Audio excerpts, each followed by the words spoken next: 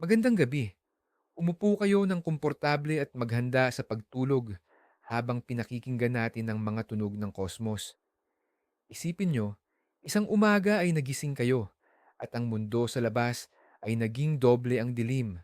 Hindi na gaanong maliwanag ang araw. Tila malayo at mahina ang mga ilaw sa kalye at halos hindi na umiilaw ang bombilya sa inyong silid. Parang simula ng isang science fiction na nobela, hindi ba? Pero paano kung sabihin ko sa inyo na may ganitong pangyayari, pero sa napakalaking sukat ang nangyayari mismo ngayon sa ating buong universo? Ang mga astronomo sa buong mundo ay naharap sa isang hiwaga na nagpapabago sa ating pangunahing pag-unawa sa kalawakan. Ang datos na nakalap sa nakaraang ilang taon ay nagtuturo sa isang hindi kapanipaniwalang katotohanan. Ang universo ay nagdidilim at mas mabilis pa kaysa sa inaasahan ng kahit anong modelo natin. Hindi lang ito simpleng paghina ng liwanag ng malalayong bituin. Ito ay pandaigdigan, hindi maipaliwanag na pagdidilim na para bang may isang tao na dahan-dahang umiikot sa dimmer switch at hinahinaan ang pangkalahatang liwanag ng buong nilikha. Sa sleep lecture natin ngayong gabi, lalakbayin natin ang pinakagitna ng misteryong ito. Hindi tayo magmamadali. Dahan-dahan at kalmado nating uunawain kung paano nakarating ang mga siyentista sa nakakagulat na konklusyon na ito, anong mga hinuha ang inilalatag nila, at ano ang ibig sabihin nito para sa ating lahat. Maghanda na kayong sumisid sa pinakamalaking misteryo ng ika-21 siglo. Bago tayo tuluyang sumisid sa nakakatakot na dilim na ito, alamin muna natin paano ba sinusukat ang liwanag ng buong universo. Hindi ito simpleng bombilya na kakabitan lang natin ng voltmeter. Ang sagot ay matatagpuan sa masusing at matagal na pag-aaral. Ginagamit ng mga astronomo ang tinatawag na extragalactic background light. Isipin nyo na nasa isang madilim kayong silid kung saan walang direktang pinagmumula ng liwanag.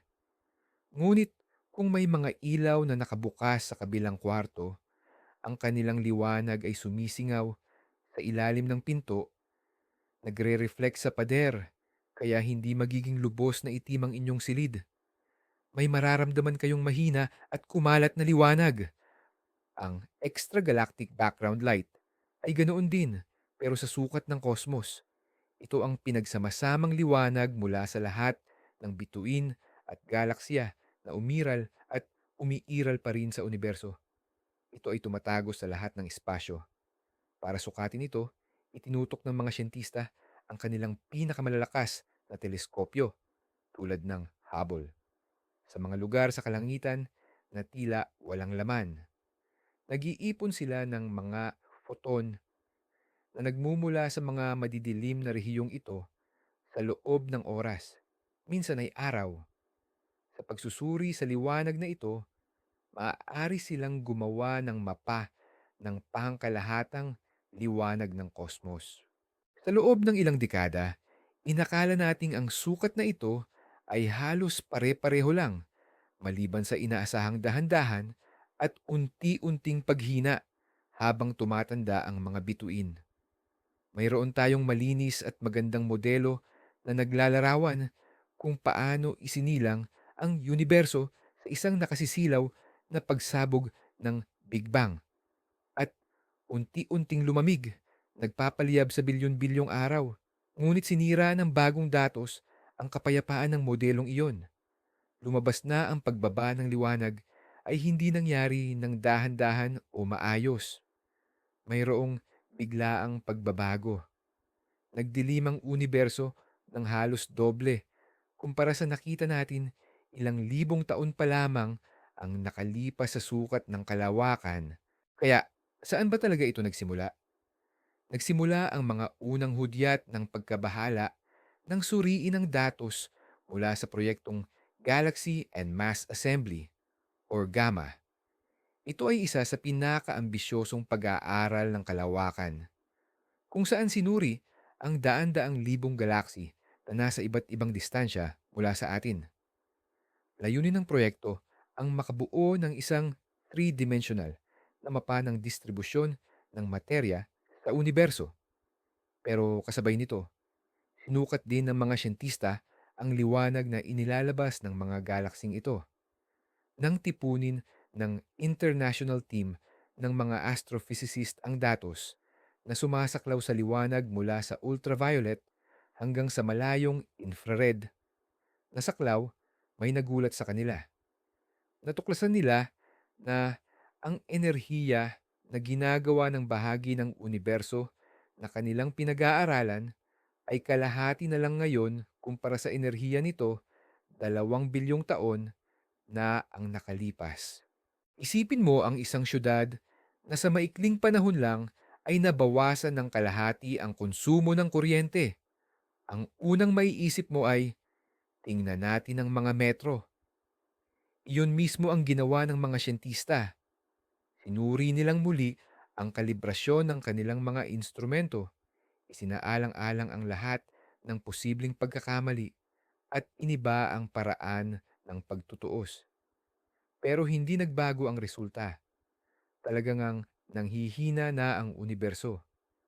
Ang liwanag na nakikita natin mula sa malalayong galaksi ay naglakbay ng bilyon-bilyong taon bago makarating sa atin.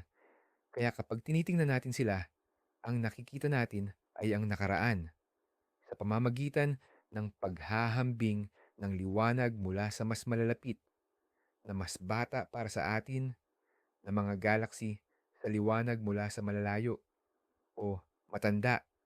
Nakabuo ang mga astronomo ng isang graph ng produksyon ng enerhiya sa paglipas ng panahon.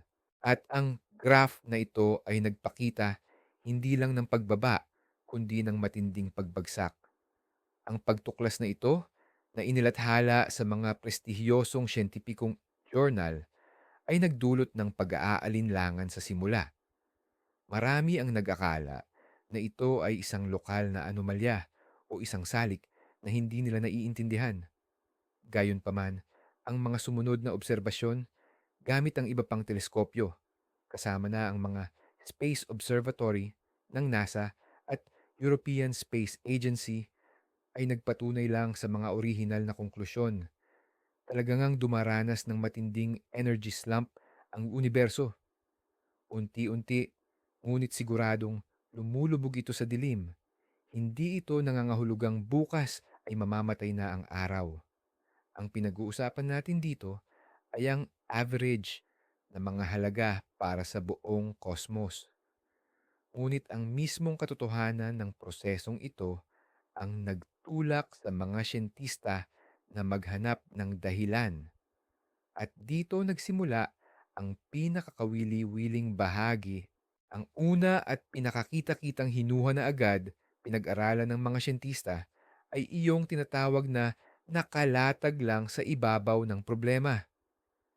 Paano kung may humaharang sa liwanag bago ito makarating sa atin? Paano kung dumami ang alikabok sa pagitan ng mga kalawakan? Nakasanayan na nating isipin na ang kalawakan ay perpektong vacuum o espasyong walang laman. Pero ay hindi pala iyon ang buong katotohanan. Ang intergalactic medium o ang pagitan ng mga kalawakan ay puno ng manipis na gas, elementary particles, at oo, cosmic dust o alikabok. Ang alikabok na ito ay binubuo ng maliliit na partikulo ng silicates at graphite na tumilapon sa kalawakan mula sa pagsabog ng supernovae o mula sa tinatawag na stellar wind ng mga tumatandang red giants. Bawat butil ng alikabok ay isang napakaliit na balakid sa daanan ng liwanag. Sa sarili nito, hindi mo ito mapapansin, pero kung trilyon-trilyong butil ang sasalubong sa isang photon, ang liwanag, nagiging malinaw ang epekto. Ang liwanag ay sinisipsip at ikinakalat, kaya nagmumukhang mas malabo at mas mapula ang mga malayong bagay. Ang tawag sa epektong ito ay reddening or pamumula. Ang hinuha ay, sa hindi malamang dahilan, biglang dumami ang intergalactic dust na ito. Siguro ay may naganap na pandaigdigang sakuna noong unang panahon, tulad ng sunod-sunod na malalaking pagsabog ng supernovae na parang nag-usok sa buong kalawakan. O kaya naman ay nag-iba ang mismong katangian ng alikabok at mas naging mahusay ito sa pagsipsip ng liwanag. Napakaganda ng ideyang ito dahil sa pagiging simple nito. Hindi nito kailangan baguhin ang mga fundamental na batas ng pisika. Ipinapalagay lamang nito na hindi natin gaanong naisip kung gaano kadumi ang universo. Upang mapatunayan ito, sinimulan ng mga astronomo ang paghahanap sa bakas ng pamumula na iyon. Kung ang alikabok ang may kasalanan, dapat mas malakas nitong sinisipsip ang asul na liwanag kaysa sa pula. Ibig sabihin, ang spektra o spectrum ng mga malayong kalawakan ay dapat na sistematikong naaanod papunta sa pula at mas malakas pa kaysa sa inaasahan mula sa cosmological expansion. Nagsimula ang maingat na pagsusuri. Ikinumpara ng mga siyentista ang kulay ng libu-libong kalawakan na may magkaparehong distansya pero magkakaiba ang direksyon. Kung may iisang malaking ulap lang ng alikabok, dapat ay pari-pareho ang epekto nito sa lahat. Pero ang naging resulta ay salungat sa inaasahan. Sa ilang direksyon, talagang napansin ang reddening effect. Pero sa ibang direksyon ay wala. Hindi nabuo ang kumpletong larawan. Hindi pwedeng ang alikabok ang maging universal na paliwanag. Bagamat hindi lubusang na ipaliwanag ng hypothesis tungkol sa alikabok ng universo, ang buong pangyayari, ito ay naging hudyat para magsagawa ang mga mananaliksik ng mas malalim na pagsusuri. Paano kung hindi lang nababara ang liwanag, kundi sadyang kumakaunti na mismo ang pinagmumulan nito? Dito na pumasok ang pangalawang pangunahing teorya, ang pagbagal ng pagbuo ng mga bituin or star formation. Ang universo ay hindi nakatigil. Palagi ang may isinisilang at namamatay na mga bituin. Nabubuo ang mga bagong bituin mula sa dambuhalang mga ulap ng gas at alikabok na pumipisik dahil sa sarili nilang grabidad. Sa sentro ng ulap na ito, tumataas ang temperatura at presyon hanggang sa magsimula ang tinatawag nating thermonuclear reaction at biglang may sumisindi na namang bagong araw sa kalangitan. Sobrang aktibo ang prosesong ito noong bata pa ang universo, mga 3 o 4 na bilyong taon pagkatapos ng Big Bang. Noong panahong iyon, punong-puno ng gas ang mga galaxy at ang mga bituin ay nagsisilabasan na parang kabute pagkatapos ng ulan. Tinawag ng mga astronomo ang panahong ito na cosmic noon or tanghali ng universo. Ngunit sa paglipas ng panahon, nagsimulang maubos ang mga materyales sa pagtatayo, ang libreng gas. Ang gas ay ginamit na upang bumuo ng mga bituin o kaya naman ay naibuga na palabas ng galaxy dahil sa malalakas na pagsabog ng supernovae. Dahil dito, dahan-dahang bumaba ang bilis ng pagbuo ng bituin. Ito ay isang proseso na matagal ng alam at hinulaan. Ang sarili nating galaxy, ang Milky Way, ay matagal nang lumagpas sa rurok ng aktibidad nito. Ayon sa mga modelo, ang universo ay inaasahang dahan-dahan at unti-unting hihina ang liwanag habang nauubos ang matatandang bituin at bihira na ang pagsilang ng mga bago. Pero paano kung hindi ito nangyari ayon sa plano? Paano kung, sa hindi malamang dahilan, bumagal ang pagbuo ng bituin ng mas mabilis kaysa sa inaasahan? Posible na mayroong mekanismo na hindi natin alam na aktibong pinipigilan ang pagsilang ng mga bagong bituin sa kasalukuyang mga galaxy. Halimbawa, ang supermassive black holes sa sentro ng mga galaxy. Kapag ang mga ito ay aktibong lumalamon ng materya, naglalabas sila ng matitinding bugso ng enerhiya or jets. Ang mga jet na ito ay nagpapainit at nagpapabilis sa nakapaligid na gas na humahad lang dito upang makabuo ng bituin. Siguro, hindi natin nabigyan ng sapat na pansin ang aktibidad ng mga black hole na ito kamakailan lang. Maaaring literal nilang sterilisa ang kanilang mga galaxy at tinuldukan ang pagsilang ng mga bagong henerasyon ng liwanag. Makikita ito sa paghahambing ng dalawang larawan. Isang spiral galaxy na punong-puno ng bata at bughaw na mga bituin at isang elliptical galaxy na binubuo lamang ng matanda at pula na mga bituin. Ang pagdidilim na ating nakikita ay posibleng nangangahulugan na ang universo ay sabay-sabay na lumilipat mula sa unang estado patungo sa ikalawa. Kapani-paniwala naman ang ideya ng mabilis na paghina ng star formation, pero hindi ito perpekto.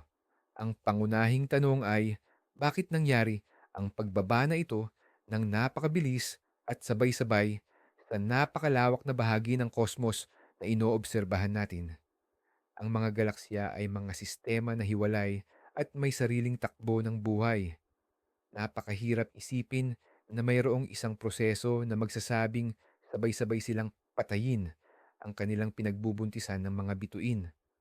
Para itong biglaang pagtigil ng panganganak ng mga bata sa lahat ng syudad sa buong mundo sa loob ng isang araw.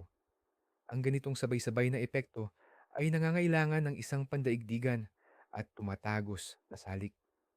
At dito tayo pumapasok sa teritoryo ng pinakamalaking misteryo ng modernong pisika, ang madilim na enerhiya o dark energy. Ang dark energy ay isang haka-hakang anyo ng enerhiya na pinaniniwalaang responsable sa pinabilis na paglawak ng universo. Hindi natin alam kung ano ito, pero nakikita natin ang mga epekto nito. Kumikilos ito bilang anti-gravity na nagtutulak sa mga galaksya palayo sa isa't isa sa mabilis at dumaraming bilis. Ayon sa standard na modelo ng kosmolohiya, ang density ng dark energy sa universo ay permanente. Hindi ito nagbabago sa paglipas ng panahon. Inilalarawan ng katangiang ito ng tinatawag na cosmological constant na isinama ni Albert Einstein sa kanyang mga equation noon. Pero kalaunan ay inalis niya. Pero paano kung nagkamali siya? Paano kung ang dark energy ay hindi isang konstante? Paano kung ang lakas nito ay nagbabago sa paglipas ng panahon? May mga theoretical na modelo kung saan ang dark energy ay maaaring lumakas.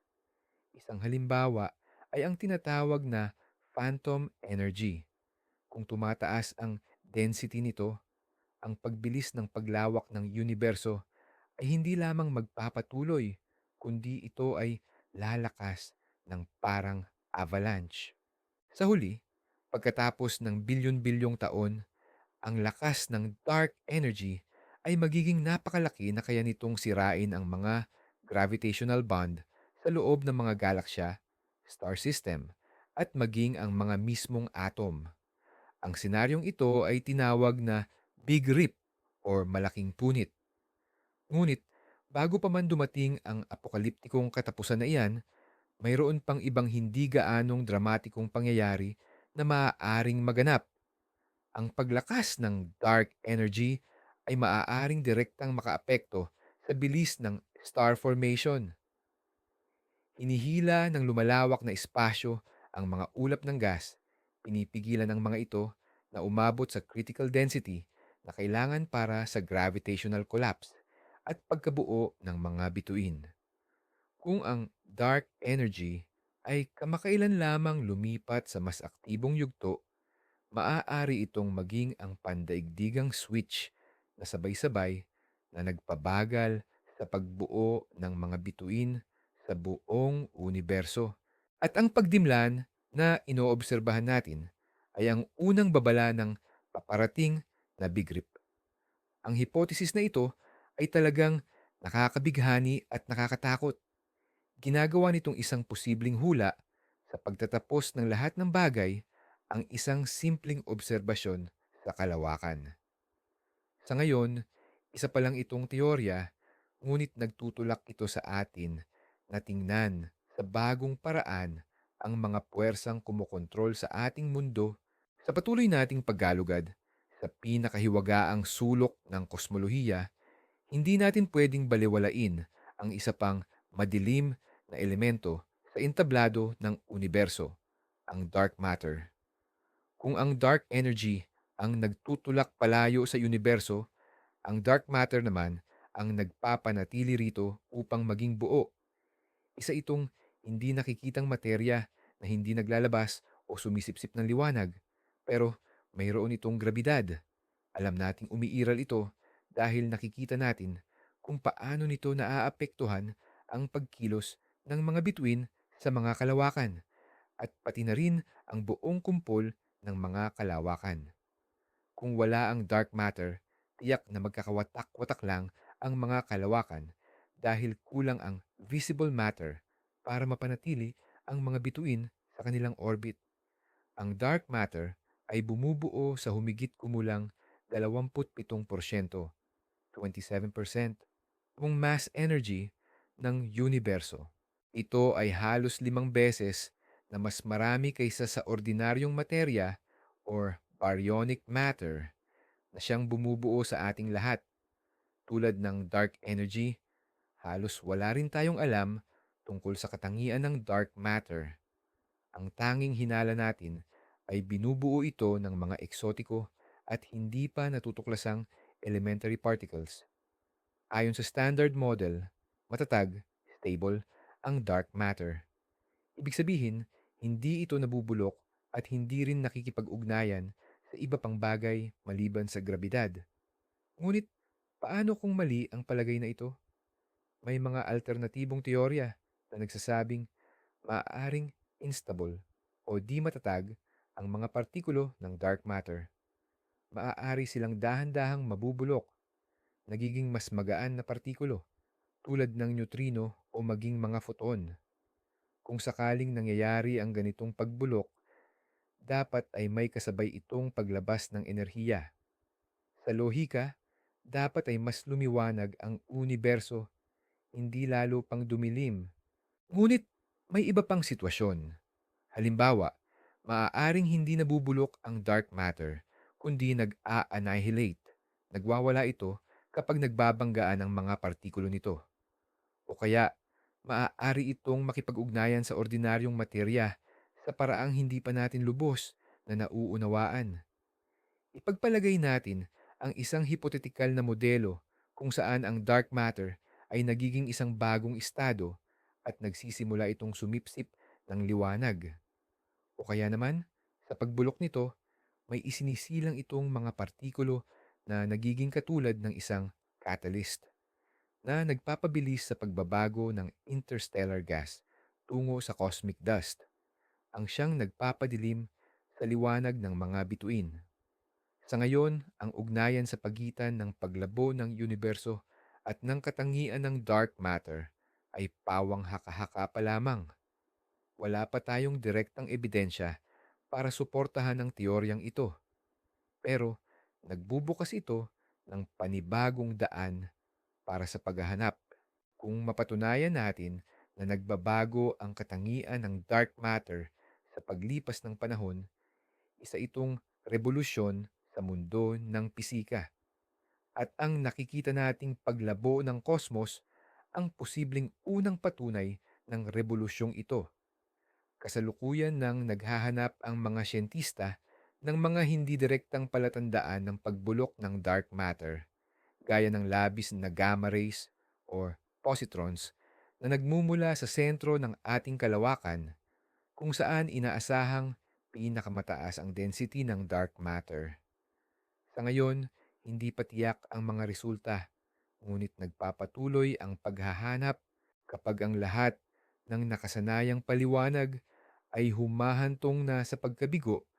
Ang pinakamatatapang na isip ay nagsisimulang magtanong ng pinakapundamental na mga katanungan. Paano kung ang problema ay wala sa universo, kundi sa mismong pagkakaintindi natin sa mga batas nito? Paano kung ang paglabo, timing na ito, ay hindi isang tunay na pisikal na proseso, kundi isang ilusyon lamang? Isang ilusyon na dulot ng maling pundasyon ng ating basic physics? Ito ang pinakaradikal na direksyon at pinakamahirap patunayan. Kinakailangan nitong baguhin ang mga pundasyong sinusuportahan ng buong modernong kosmolohiya. Isa sa mga pundasyong ito ay ang General Theory of Relativity ni Einstein na siyang naglalarawan ng grabidad. Ang isa pa ay ang Standard Model ng Elementary Particles. Nakasanayan na nating isiping hindi matitinag ang mga teoryang ito, ngunit itinuturo sa atin ng kasaysayan ng agham na ang bawat teorya ay may hangganan kung saan ito ay epektibo. Posible na sa sobrang laking cosmological scales, bahagyang nag-iiba ang paggana ng batas ng kalikasan. Balikan natin ang lumang hypothesis na matagal nang isinantabi, ang pagkapagod ng liwanag o tired light. Noong unang bahagi ng ikadalawampung siglo, nang matuklasan ang redshift ng mga kalawakan, ilang siyentista, kabilang si Fritz Zwicky, ay naghinuha na ito ay hindi sanhi ng paglawak ng universo. Sa halip, ito raw ay dahil sa pagkawala ng enerhiya ng mga photon habang naglalakbay, dulot lang ng katandaan or age. Ang ideyang ito ay matagal ng pinabulaanan ng mga obserbasyon dahil hindi nito maipaliwanag ang maraming iba pang cosmological effects tulad ng liwanag ng ilang klase ng supernova. Ngunit paano kung mayroong isang mekanismo na hindi pa natin alam na kung saan nag-i-interact ang liwanag sa space-time mismo? Paano kung ang vacuum ay hindi naman talaga ganap na walang laman? At kung pagkatapos maglakbay sa loob ng bilyon-bilyong taon, unti-unting nawawala ng enerhiya ang liwanag, halimbawa sa pamamagitan ng pagiging gravitational waves o iba pang particles? Kung ang epektong ito ay totoo at tumaas kamakailan ang intensity nito, maaari itong lumikha ng ilusyon na tila lalong lumalabo ang mga malalayong kalawakan. Ang isa pang posibleng direksyon ay ang pag-amyenda o modification sa teorya ng grabidad.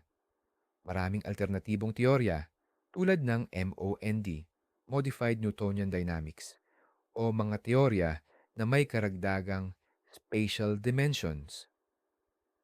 Sa ilan sa mga modelong ito, ang gravitational constant ay maaaring magbago depende sa oras o sa density ng matter. Ang ganitong pagbabago ay makakaapekto sa dinamika ng paglawak ng universo at bilang resulta sa kung paano natin nakikita ang liwanag ng malalayong bagay. Siyempre, ang anumang bagong teorya ay hindi lamang dapat magpaliwanag sa paglabo ng universo, kundi dapat din itong umaayon sa lahat ng iba pang obserbasyon sa astronomiya mula sa paggalaw ng mga planeta sa solar system hanggang sa cosmic background radiation. Napakahirap na gawain ito, ngunit ang mismong posibilidad na tayo ay nasa bingit ng pagtuklas ng bagong pisika ay nagbibigay inspirasyon sa isang henerasyon ng mga theorist. Ang misteryo ng kumulimlim na kosmos ay maaaring maging susi sa susunod na rebolusyong pang-agham. Sa paghahanap ng sagot sa misteryong ito ng universo, malaki ang inaasahan ng mga astronomer sa kanilang bagong pangunahing instrumento, ang James Webb Space Telescope and JWST. Inilunsad ito noong huling bahagi ng 2021.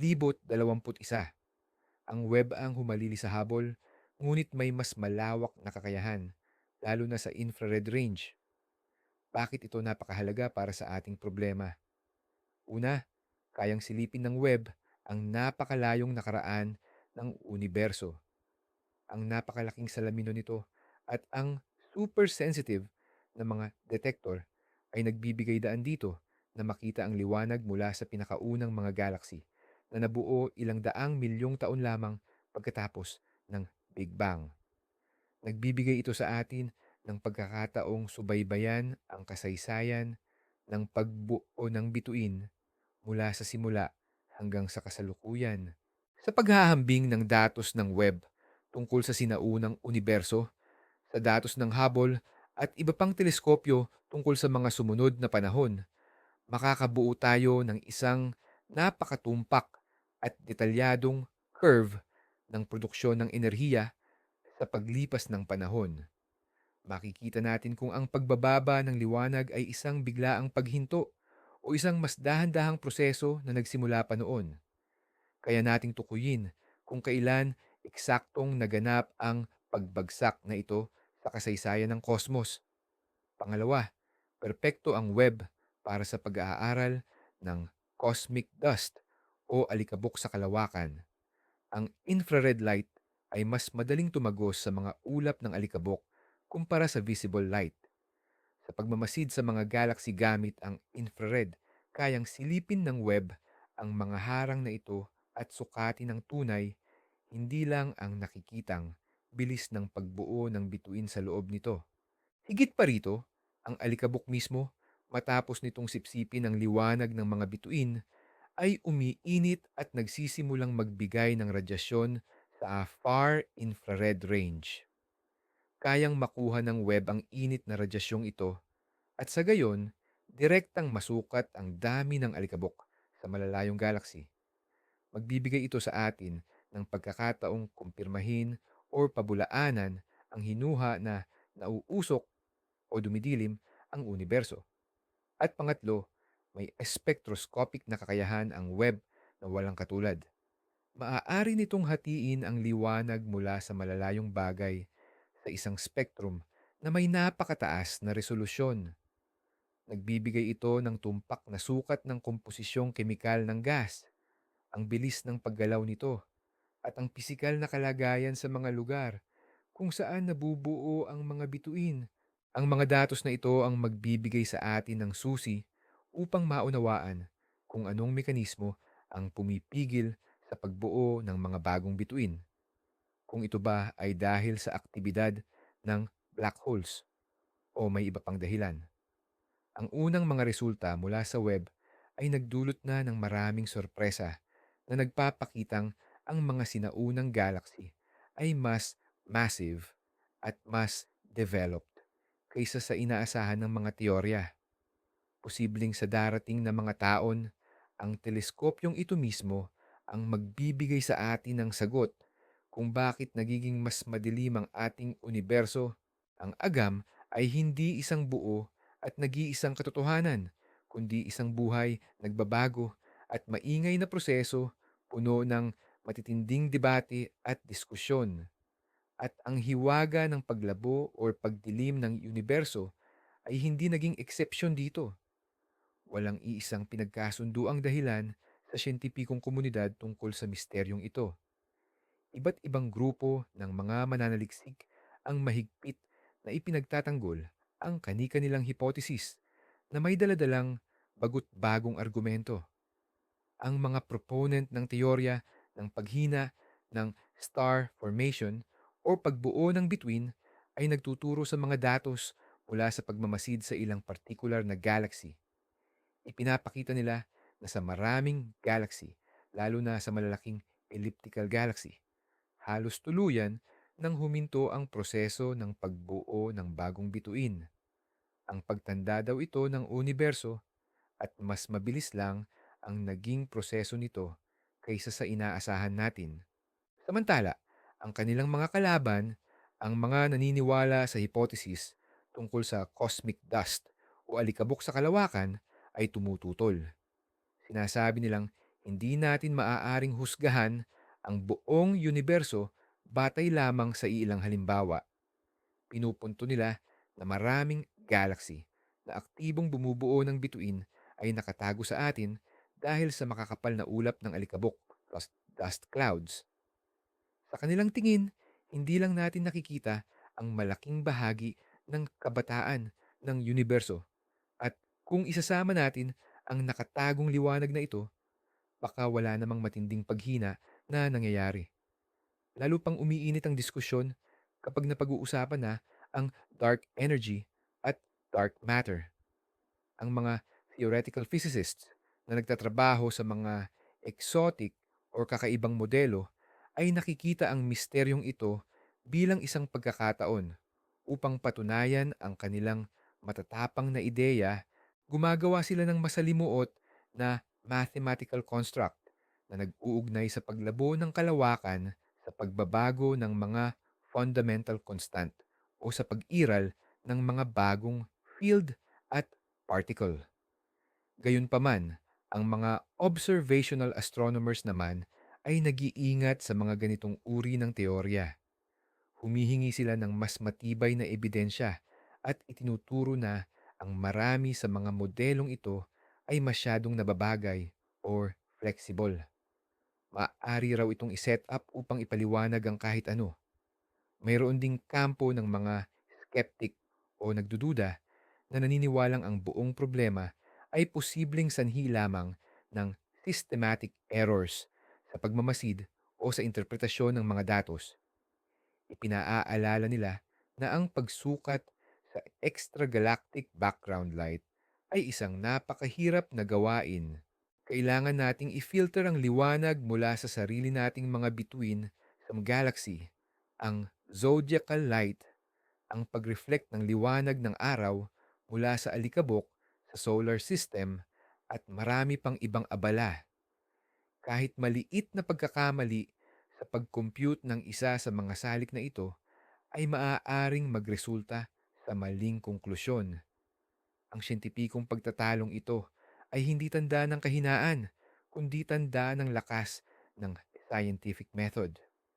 Dahil sa pagbabangga ng iba't ibang pananaw, sa walang humpay na pag-e-examine at cross-checking sa isa't isa, doon lumalabas ang bagong kaalaman. Bawat hypothesis ay sinusubok at bawat detalye ay sinusuri. Anuman ang maging panghuling sagot, makukuha ito bilang resulta ng matindi at masigasig na paghahanap na ito. Sandali tayong lumayo sa mga formula at graph at pag-isipan kung ano ba talaga ang ibig sabihin ng pagtuklas na ito sa atin sa mas malalim at pilosopikal na antas. Ang kaalaman na ang universo, ang ating napakalaking tahanan, ay dahan-dahang naglalaho, ay nagdudulot ng magkahalong damdamin. Sa isang banda, nagbibigay ito ng pagpapakumbaba. Ipinaaalala nito sa atin kung gaano lang tayo kapanandalian sa malawak na sukatan ng kosmos. Ang panahon ng nagniningning ng mga bituin na nagbigay daan sa pag-usbong ng buhay sa daigdig ay isa lamang iglap. Nabubuhay tayo sa isang mapalad na panahon, ang tinatawag na kosmikong tagsibol. Subalit tiyak na susundan ito ng matagal, malamig at madilim na kosmikong taglamig. Tiyak na nakapanlulumo ang isiping ito.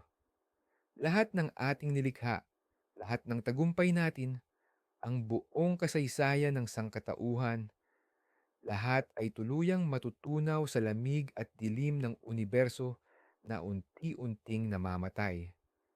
Subalit sa kabilang banda, ang kaalamang ito rin ang nagdudulot ng pagkamangha at responsibilidad.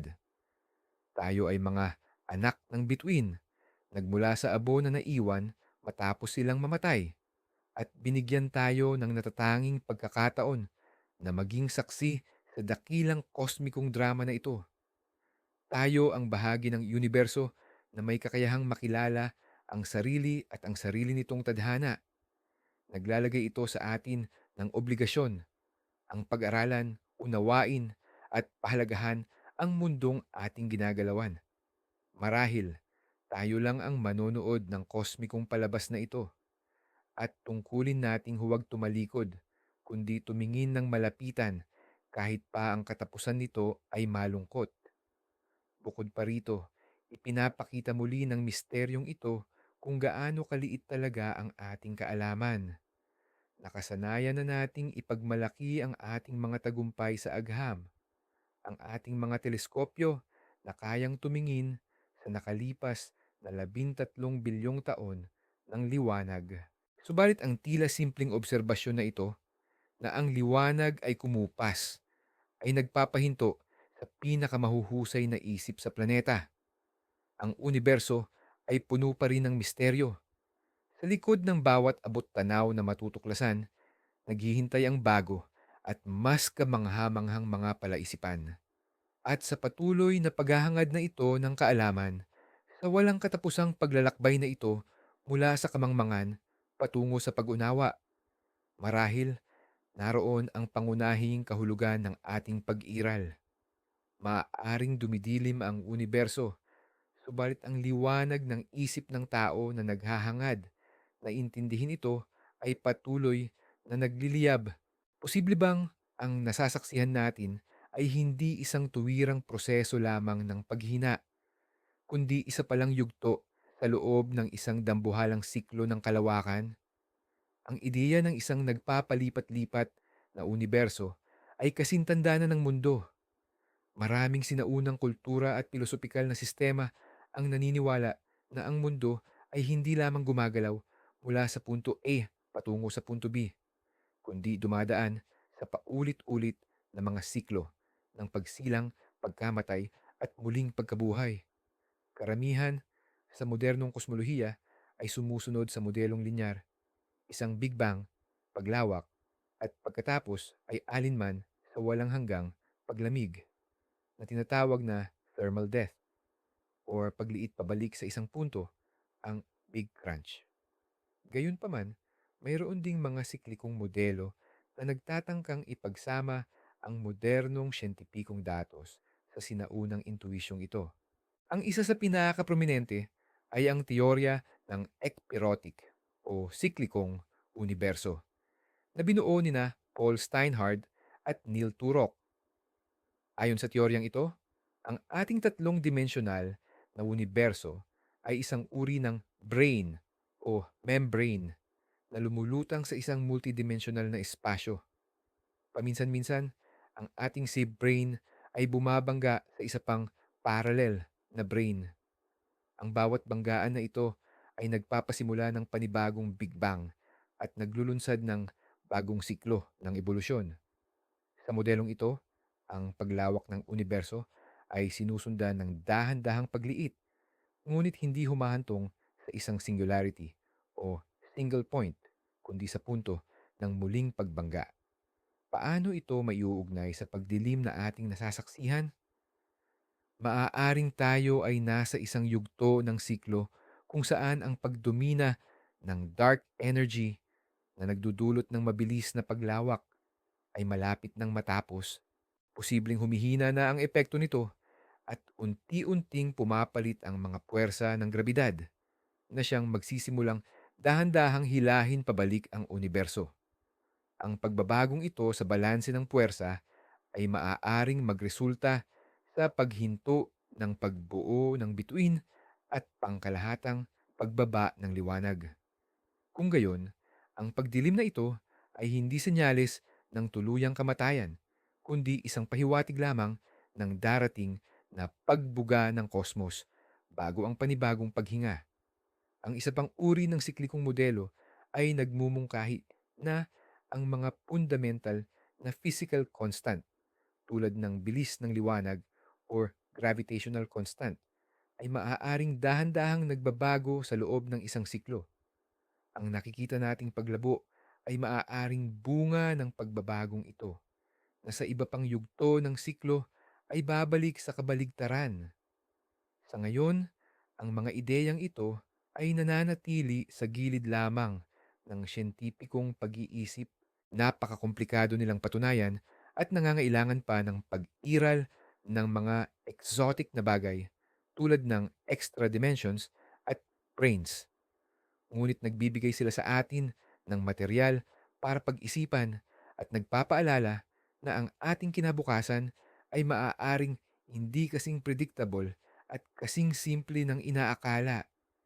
Siguro, ang kadiliman na ating nasasaksihan ay hindi ang katapusan, kundi ang katahimikan lamang bago ang panibagong bukang liwayway habang nagbubuo ng kani-kanilang modelo ang mga teorista, patuloy naman ang masusing trabaho ng mga observational astronomer sa pangangalap ng ebidensya para malutas ang misteryo ng pagdilim ng universo. Hindi sapat na banggitin lang ang katotohanan. Kailangan nating makakita ng iba pang independenteng patunay na magtuturo sa tiyak na dahilan. Ito ay maituturing na isang malaking siyentipikong paghahanap sa mga pahiwatig. Isa sa pangunahing direksyon ng pag-aaral ay ang distribusyon at katangian ng intergalactic gas.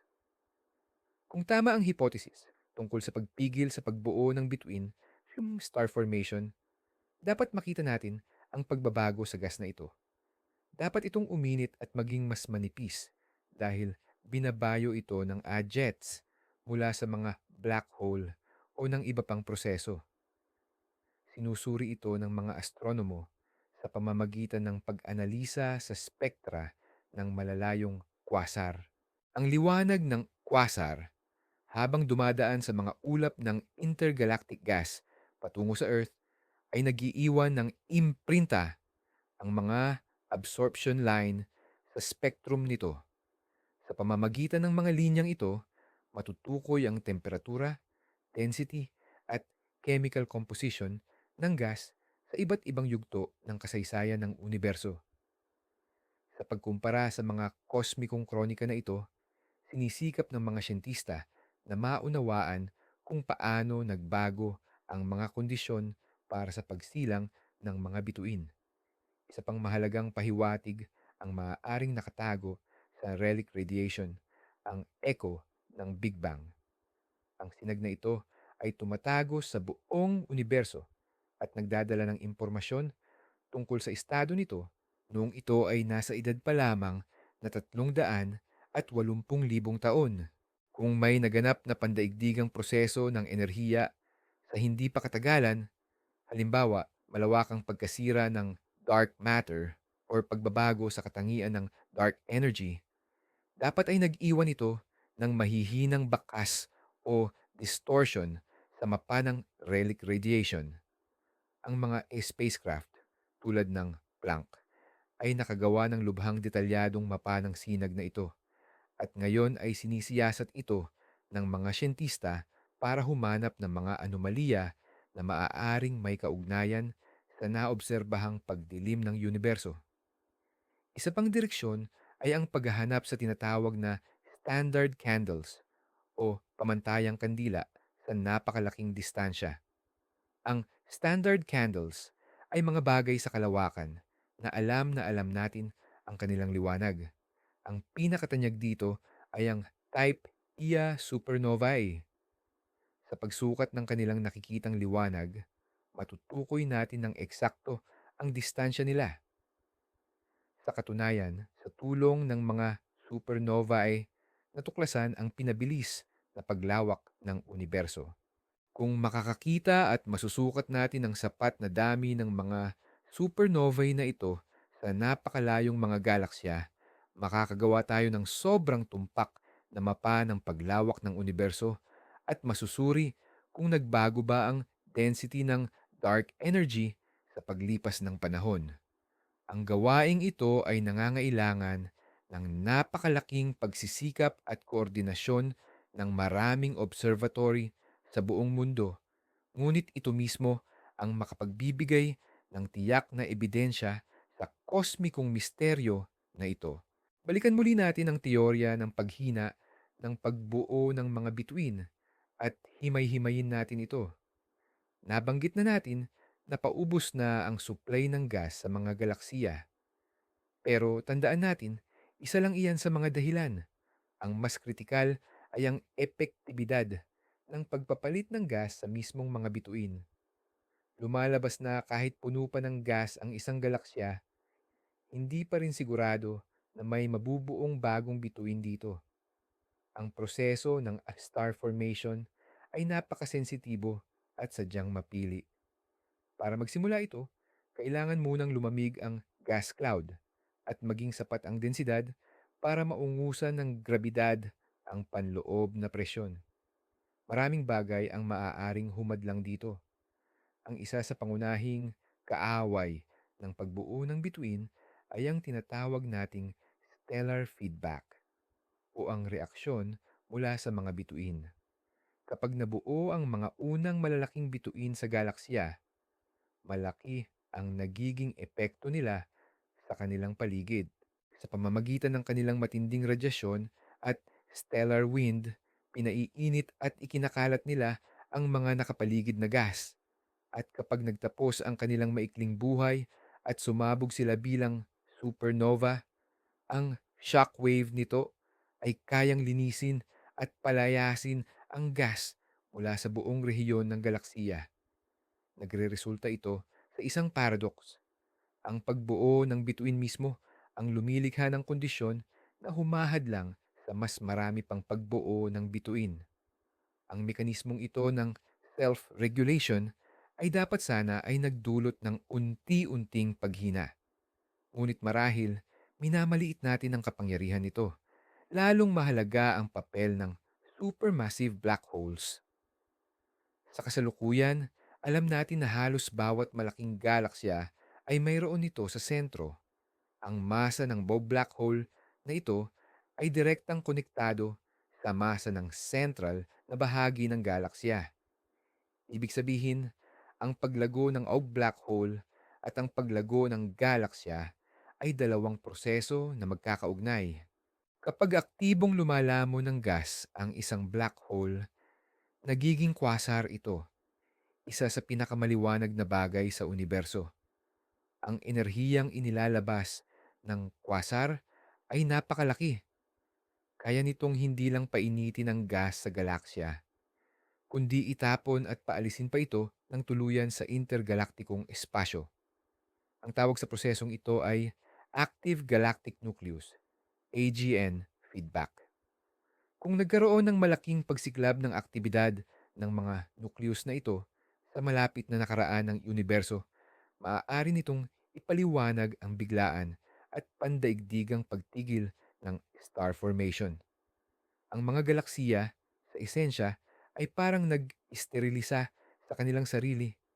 Naubos o pinalayas nila ang lahat ng kanilang materyales sa pagbuo. At ngayon, nasasaksihan natin ang resulta ng kalamidad na ito, ang unti-unting paglaho ng mga tumatandang bituin na walang pag-asa ng pagdami. Ang buong modernong kosmolohiya ay nakasalalay sa isang prinsipyong tinatawag na kosmolohikal na prinsipyo na nagsasabing sa malalaking sukat, ang universo ay pare-pareho, homogeneous, at magkakatulad, isotropic. Ibig sabihin, saan man tayo tumingin, halos parehong tanawin lang ang makikita natin. Walang piniling sentro o dulo ang universo. Gayunpaman, ilang kamakailang pagmamasid ang nagpapalabas ng pagdududa sa fundamental na prinsipyong ito. Paano kung hindi pala ganoon kapare-pareho ang universo tulad ng inaakala natin? At paano kung tayo ay nabubuhay sa isang napaka-espesyal o anomalous na bahagi nito? Halimbawa, isipin na ang ating solar system at mga kalapit na kalawakan ay nasa loob ng isang dambuhalang bula o imposed bubble na may mas mababang densidad ng materya. Ang bulang ito o tinatawag na void ay maaaring nabuo sa unang yugto ng universo dahil sa random na pagbabago-bago, fluctuations ng densidad. Kung tayo ay nasa gitna ng ganitong uri ng void, ang ating pagtingin sa universo ay magiging baluktot o distorted. Makikita natin na ang malalayong kalawakan ay umiiwas o lumalayo sa atin ng mas mabilis kaysa sa inaasahan dahil tayo ay karagdagang itinutulak ng mas siksik, denser, na materya na nasa labas ng bula. Maaari nitong likhain ang ilusyon ng mabilis na paglawak, accelerated expansion, ang penomenang ipinaliwanag gamit ang dark energy. Ngayon, paano ito nauugnay sa pag-iiba ng liwanag? Kung tayo ay nasa isang lugar na may abnormal na mababang densidad Ang dami ng bituin at kalawakan sa paligid natin ay mas mababa kaysa sa karaniwan sa universo. Ang nakikita nating pandaigdigang pagdidelim ay maaaring isang lokal na epekto lamang na sanhi ng ating hindi magandang lokasyon. Sa madaling salita, para tayong nakatira sa isang kosmikong nayon at hinuhusgahan natin ang buong mundo batay sa mahihinang ilaw nito nang hindi natin nakikita ang liwanag ng malalayong megalopolis.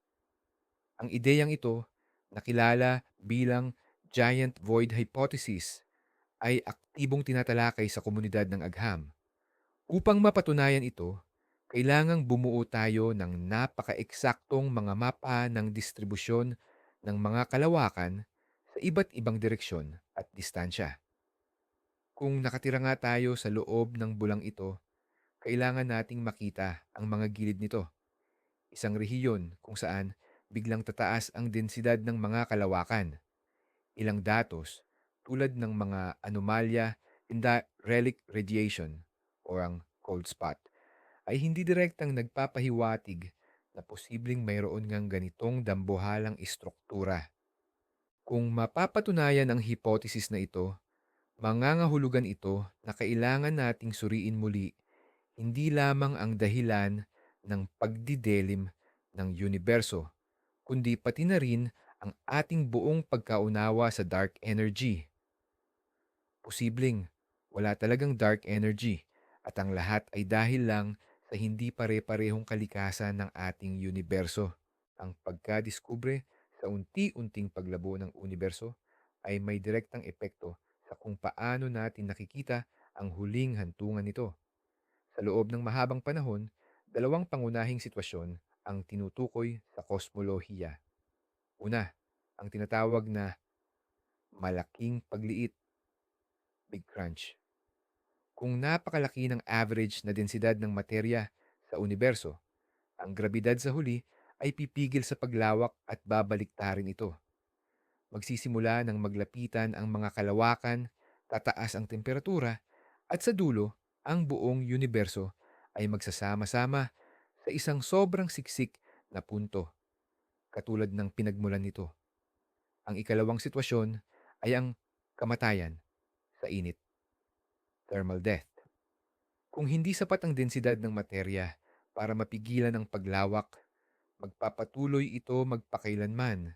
Lalayo ang mga kalawakan sa isa't isa, mamamatay ang mga bituin, mabubulok ang materya, at magiging malamig, madilim, at walang laman na lugar ang universo, isang espasyo kung saan wala nang nangyayari. Ang pagkadiskubre sa dark energy at ang pagbilis ng paglawak ay nagpatunay na mas malamang ang ikalawang sitwasyon. Ngunit nagbunga rin ito ng pangatlo, mas kakaiba at mas exotic na option, ang malaking pagpunit, no? Big Rip, na sanhi ng phantom dark energy. Kaya paano nagbabago ang pananaw na ito dahil sa bagong diskubre? Kung ang dahilan ng pagdilim ay ang mabilis na paghina ng pagbuo ng bituin, mapapabilis nito ang pagdating ng thermal death. Magiging madilim at malamig ang universo mas maaga kaysa sa inaakala natin. Ang panahon ng between, Stelliferous era, ay magiging mas maikli. Mamamatay ang huling mga bituin at malulubog ang kalawakan sa kadiliman kung saan tanging mga black hole, neutron star, at lumamig na white dwarf na lang ang mananatili. Ngunit kung tama ang hinuha tungkol sa pagbabago ng katangian ng dark energy, mas magiging interesante ang lahat. Kung lumalaki ang densidad nito, ang malaking pagpunit ang naghihintay sa atin. Kung ito naman ay humihina at posibleng magbago pa ng direksyon, muling magiging posible ang senaryo ng malaking pagliit. Maaari tayong nasa isang kritikal na punto kung saan ang paglawak ay napapalitan na ng pagliit. At kung ang mga cyclical model ay totoo, ang kasalukuyang pagdilim ay simula lamang ng isang bagong pagsilang. Kaya naman, ang sagot sa tanong na bakit nagdidilim ang universo ay hindi lang para masagot ang ating kuryosidad sa siyensya. Ito ay susi sa pag-unawa sa huling kapalaran ng lahat ng bagay. Sa pag-aaral natin sa liwanag ng malalayong kalawakan, sinisikap nating basahin ang huling kabanata ng Aklat ng Paglikha. At sa ngayon, hindi pa natin alam kung ang kabanatang ito ay magtatapos sa isang masayang wakas, isang trahedyang pagtatapos, o magtatapos lamang sa mga tuldok na susundan ng isang bagong kwento na hindi pa naisusulat. Tingnan natin ang hypothesis tungkol sa cosmic dust sa ibang perspektiba. Napag-usapan na natin na kung hindi man pantay ang pagkakalat nito, hindi pa rin ito maipapaliwanag ang pangkalahatang epekto. Pero paano kung hindi ang dami ng dust ang nagbago, kundi ang mga katangian nito, properties? Hindi naman permanente ang komposisyon ng cosmic dust. Nakadepende ito sa kung anong uri ng mga bituin ang nangingibabaw sa bawat panahon or epoch. Ang mga bata at massive na bituin ay gumagawa ng mga elementong mas mabigat kaysa helium na inilalabas sa kalawakan kapag sumasabog ang mga ito bilang supernova. Ang mga elementong ito tulad ng carbon, oxygen at silicon ang nagsisilbing materyales para sa mga butil ng alikabok, dust particles. Samantala, ang mas matatanda at hindi gaanong massive na mga bituin tulad ng ating araw ay nagtatanggal ng kanilang mga panlabas na balat sa pagtatapos ng kanilang buhay. Pinapayaman din nila ang interstellar medium, pero sa ibang grupo naman ng mga elemento, maaaring sa kamakailang kasaysayan ng universo, nagkaroon ng pagbabago sa nangingibabaw na uri ng mga producer ng dust. Halimbawa, natapos na ang panahon ng mga massive na bituin at ngayon, ang pangunahing nag-aambag ay ang mga nagkakaedad na bituin sa middle class. Ito ay maaaring humantong sa pagbabago sa average na laki, hugis at kemikal na komposisyon ng mga butil ng alikabok at direktang nakasalalay sa mga parameter na ito kung paano nakikipag-ugnayan ang dust sa liwanag. Halimbawa, ang mas malalaking butil ng graphite ay mas epektibong sumisipsip ng liwanag sa malawak na hanay ng wavelength kumpara sa maliliit na silicate dust particles. Kung sa buong universo, nagsimula ang proseso ng pagdikit-dikit ng maliliit na dust particles upang maging mas malalaking agglomerate or kumpol, maaari itong maging sanhi ng pagtaas ng pangkalahatang kalabuan or opacity ng intergalactic space. Kahit pa hindi nagbago ang kabuuang masa ng dust, ito ay isang maselan at komplikadong epekto na napakahirap patunayan sa pamamagitan ng pagmamasid, observation. Kailangan nating matutunan kung paano tukuyin ang mga katangian ng dust sa mga galaxy na bilyon-bilyong light years ang layo mula sa atin. Gayunpaman, may ilang pamamaraan para magawa ito. Halimbawa, ang pagsusuri sa polarization ng liwanag na dumaan sa mga ulap ng ang dust ay maaaring magbigay ng impormasyon tungkol sa hugis at oryentasyon ng mga butil ng alikabok. Posibleng magawa ng mas makapangyarihang mga teleskopyo sa hinaharap ang mga pagsukat na ito at masuri ang elegant at magandang hypothesis na ito. Ibinabalik tayo nito sa ideya na ang universo ay isang komplikado at nagbabagong sistema kung saan magkakaugnay ang iba't ibang proseso mula sa nuclear reactions sa loob ng mga bituin hanggang sa microphysics ng mga dust particles na kasing liit ng bahagi ng isang micron. Balikan natin ang ideya na tayo ay nabubuhay sa isang espesyal na lugar sa universo, pero tingnan natin ito mula sa ibang anggulo.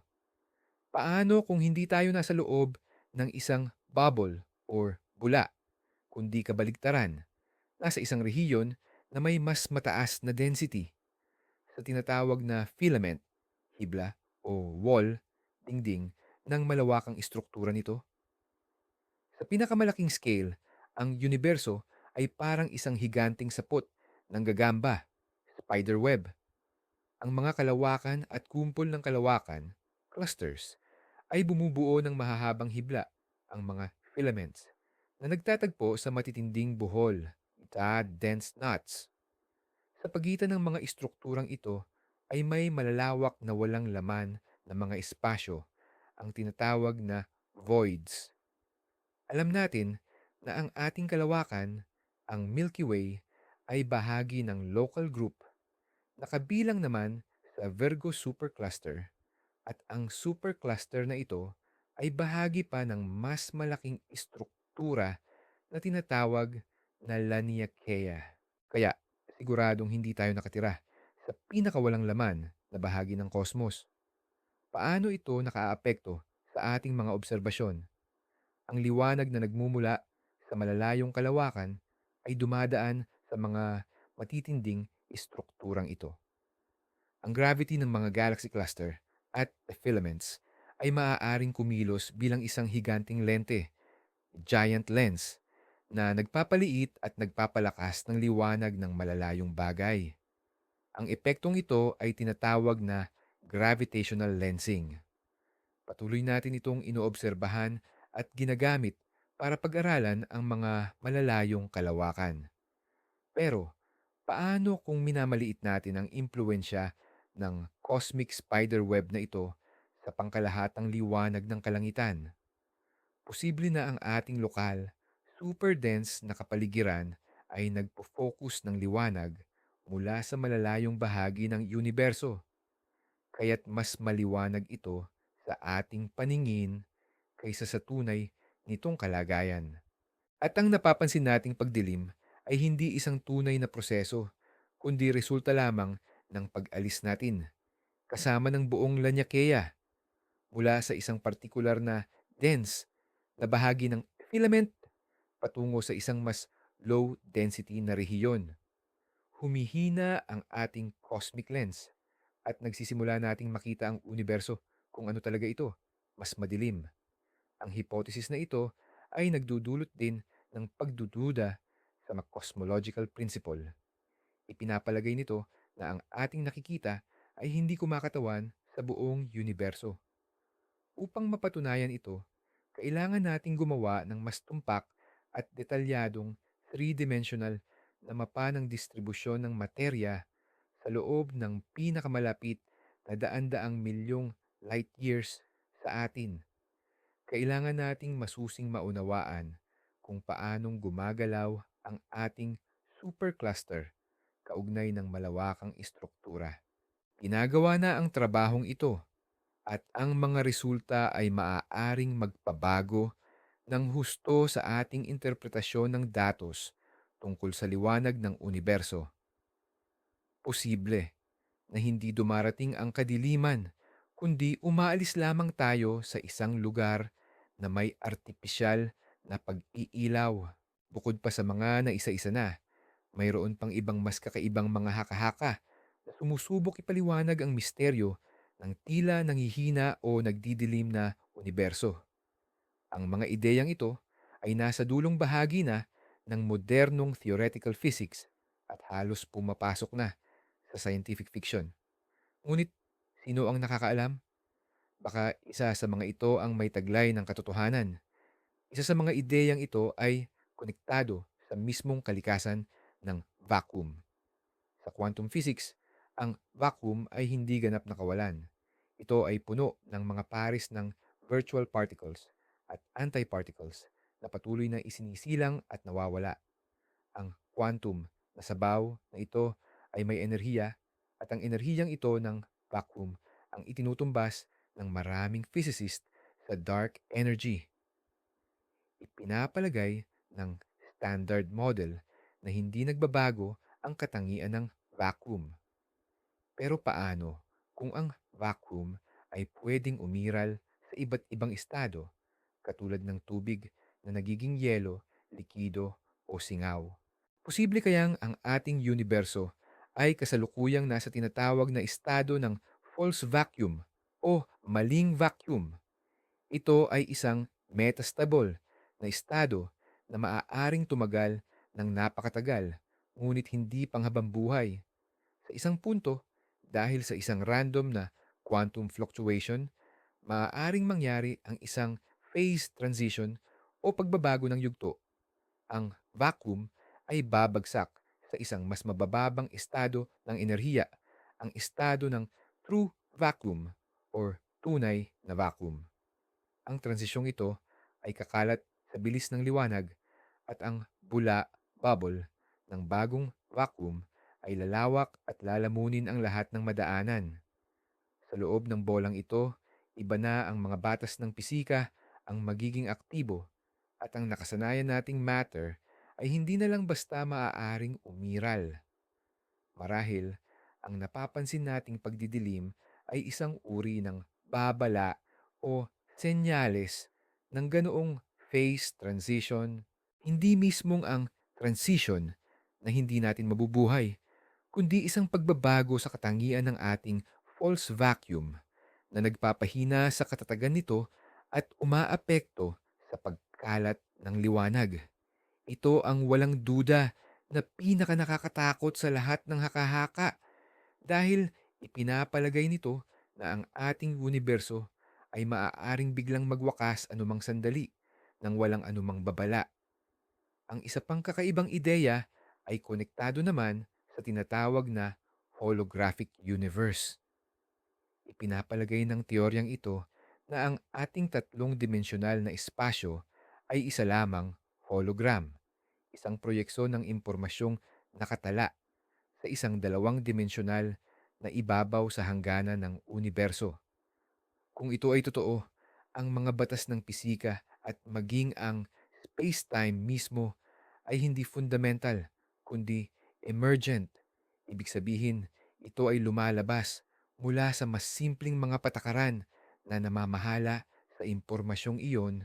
Maaaring ang pagbabago sa mga simpleng patakarang ito ang nagdudulot ng mga epekto na ating nakikita, gaya ng pagdidilim ng kalawakan. Anuman ang maging tamang hinuha, ang misteryo ng pagbabagong ito sa universo ay nagdulot na ng malaking epekto sa pagpaplano ng mga susunod na misyon at eksperimento sa astronomiya. Nagbigay ito ng malinaw na bagong direksyon para sa pananaliksik sa mga darating na dekada. Una sa lahat, nakatuon ito sa pagtatayo ng mga bagong teleskopyo, sa lupa man o sa kalawakan. Sa ngayon, itinatayo na sa mundo ang mga dambuhalang obserbatoryo tulad ng Extremely Large Telescope or ELT sa Chile at ang 30-meter telescope or TMT sa Hawaii. Dahil sa kanilang malalaking salamin, 39 at 30 metro ang lapad. Ayon sa pagkakasunod, mas marami silang makukuhang liwanag kumpara sa kasalukuyang mga teleskopyo. Magbibigay daan ito upang mapag-aralan nila ng may matinding detalye ang mga malalabo at malayong kalawakan at masuri ang komposisyon ng intergalactic medium ng may walang katulad na katumpakan. Sa kalawakan naman, may planong maglunsad ng ilang misyon na sadyang nakatuon sa pag-aaral ng dark energy at ng malakihang istruktura ng universo. Kabilang dito ang European Space Telescope na Euclid at ang American Observatory na Nancy Grace Roman Space Telescope.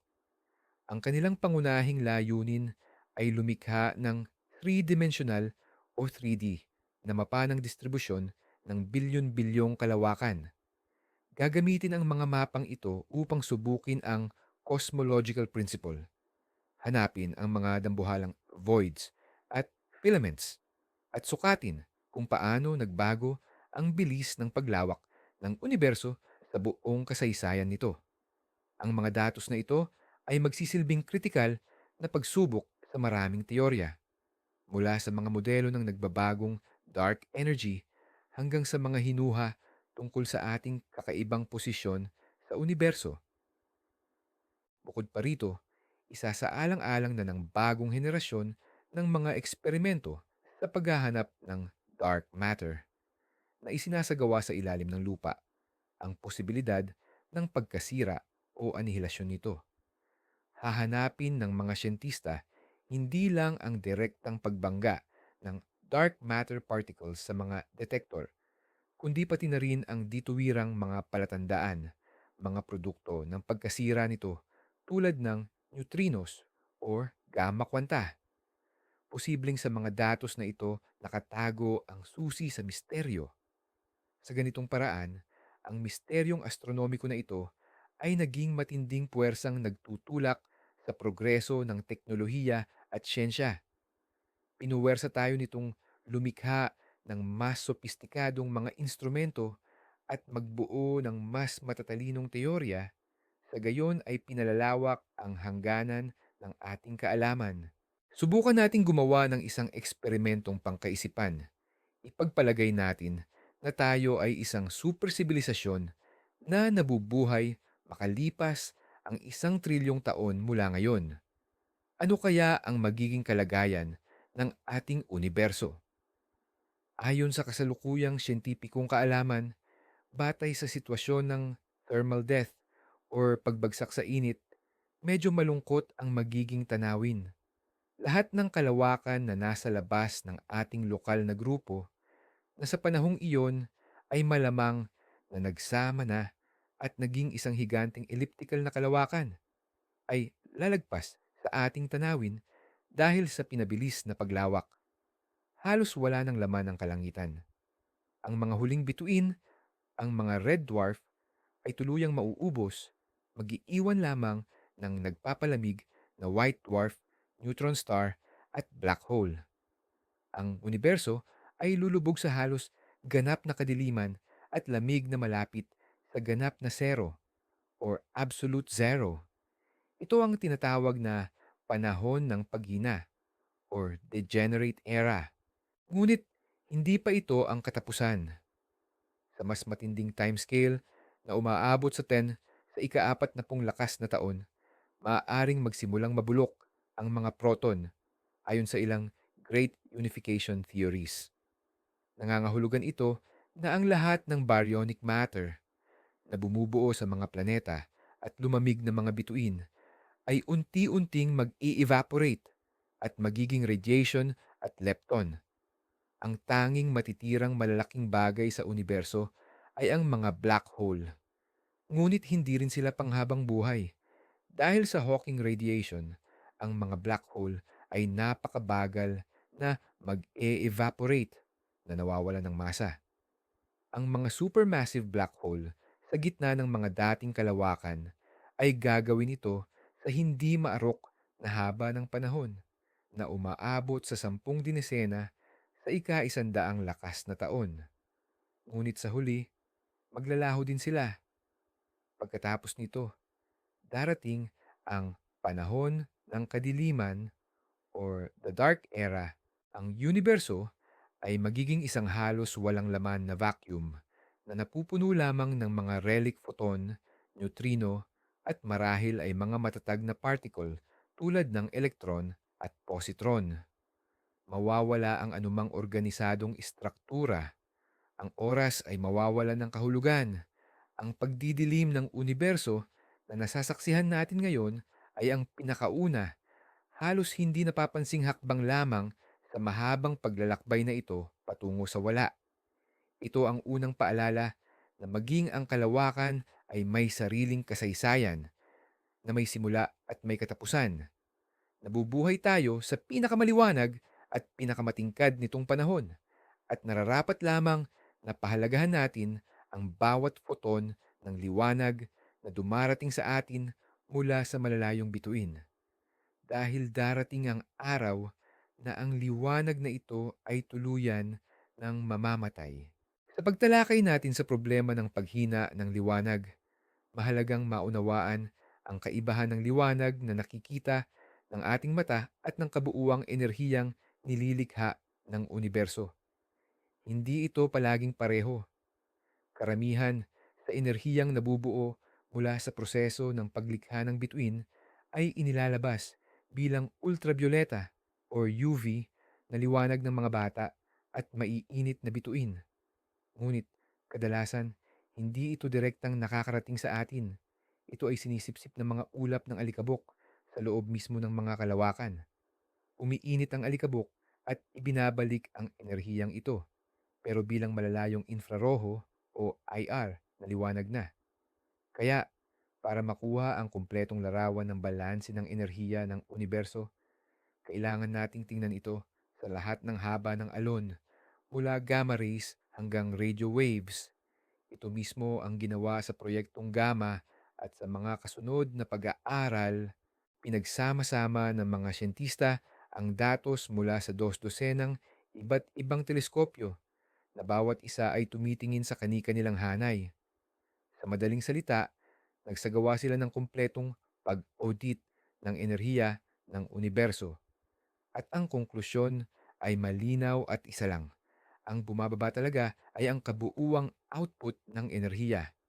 Hindi ito simpleng epekto na nagiging mahina lang ang dating sa atin ng liwanag o lumipat lang sa ibang spectrum. Ang problema ay nasa mismong power plant. Ang mga generator, iyon ay ang mga bituin, ay hindi na gumagana ng kasing epektibo o kaya bumaba ang bilang ng mga ito.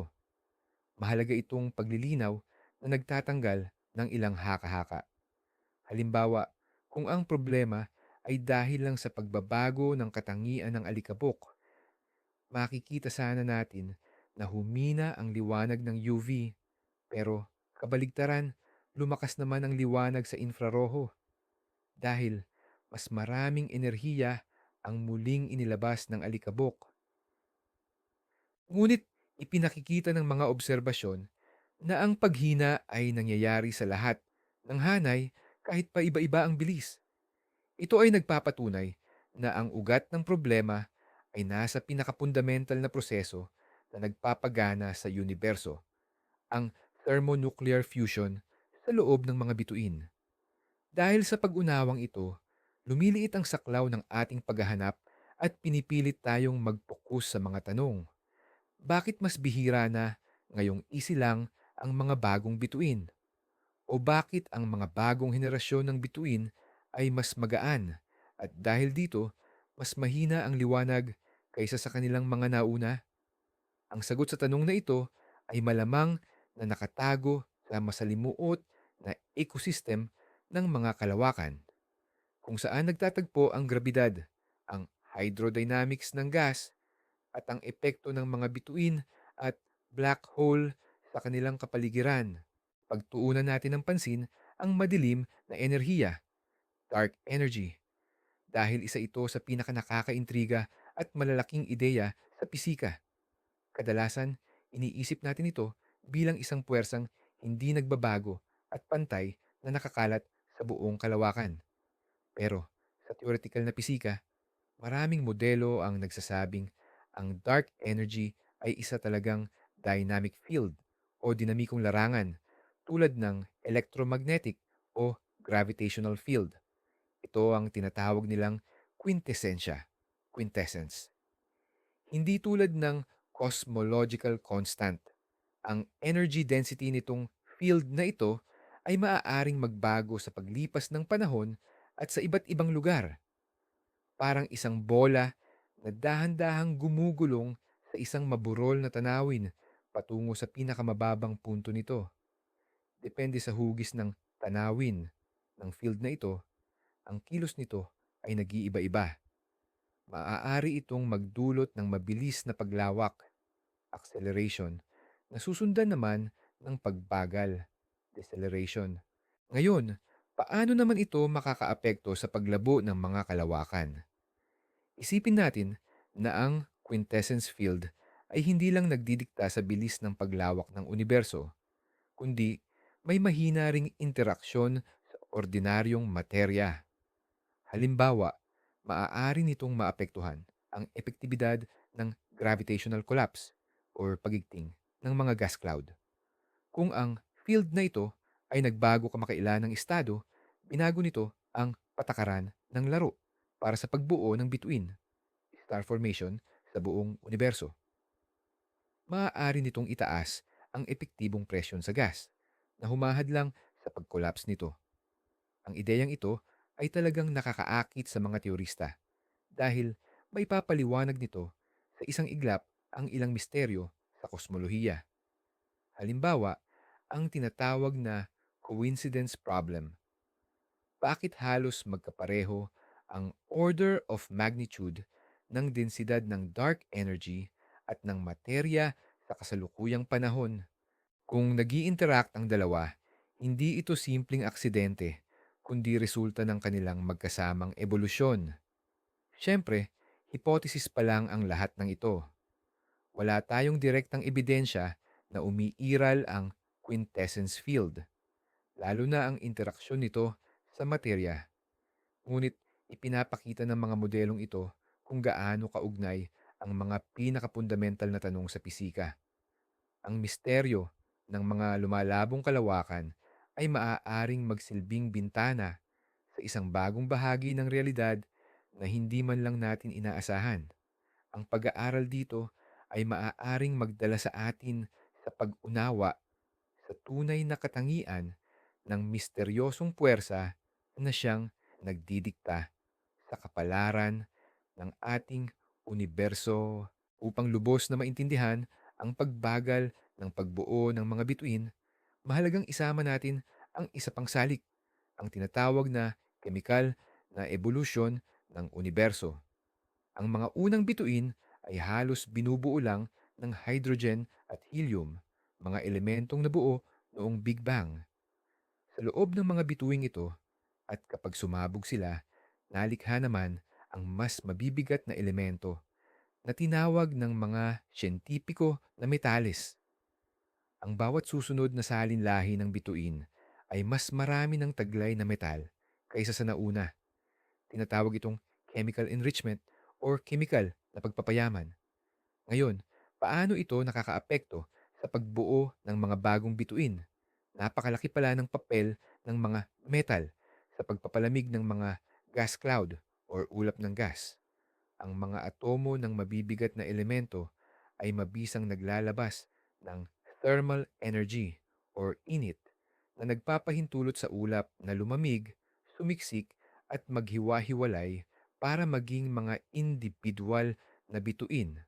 Sa mga gas na kulang sa metal, hindi gaanong nagaganap ang prosesong ito. Kahit na parang baliktad, mas marami ang nabubuong bituin, lalo na yung maliliit kapag mas mataas ang antas ng metal sa gas. Pero may kabilang panig din ito. Kapag tumataas ang metalidad, mas dumarami rin ang nabubuong alikabok, cosmic dust, at ang alikabok na ito ay maaaring humarang sa liwanag at makagambala sa pagpapalamig ng pinakamasinsing sentro ng ulap. Dagdag pa rito, ang kemikal na komposisyon ay nakaaapekto sa buong siklo ng buhay ng mga bituin. Ang mga bituing may mataas na metalidad ay nagkakaroon ng mas malabong panlabas na bahagi, opaque outer layers, na nagpapabago sa kanilang estruktura at ebolusyon.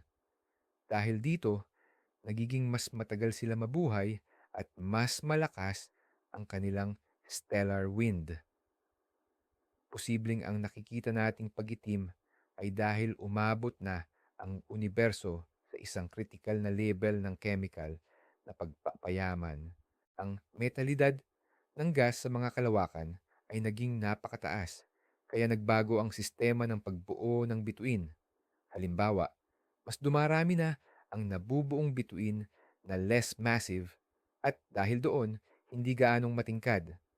O kaya naman, mas epektibo na ngayong pinipigilan ng dumaraming alikabok ang pagbuo ng bituin sa mga pinakaaktibong lugar. Isa itong komplikado at maraming salik na problema kung saan nakasalalay ang resulta sa maselang balanse sa pagitan ng paglamig, pag-init, grabidad, at feedback.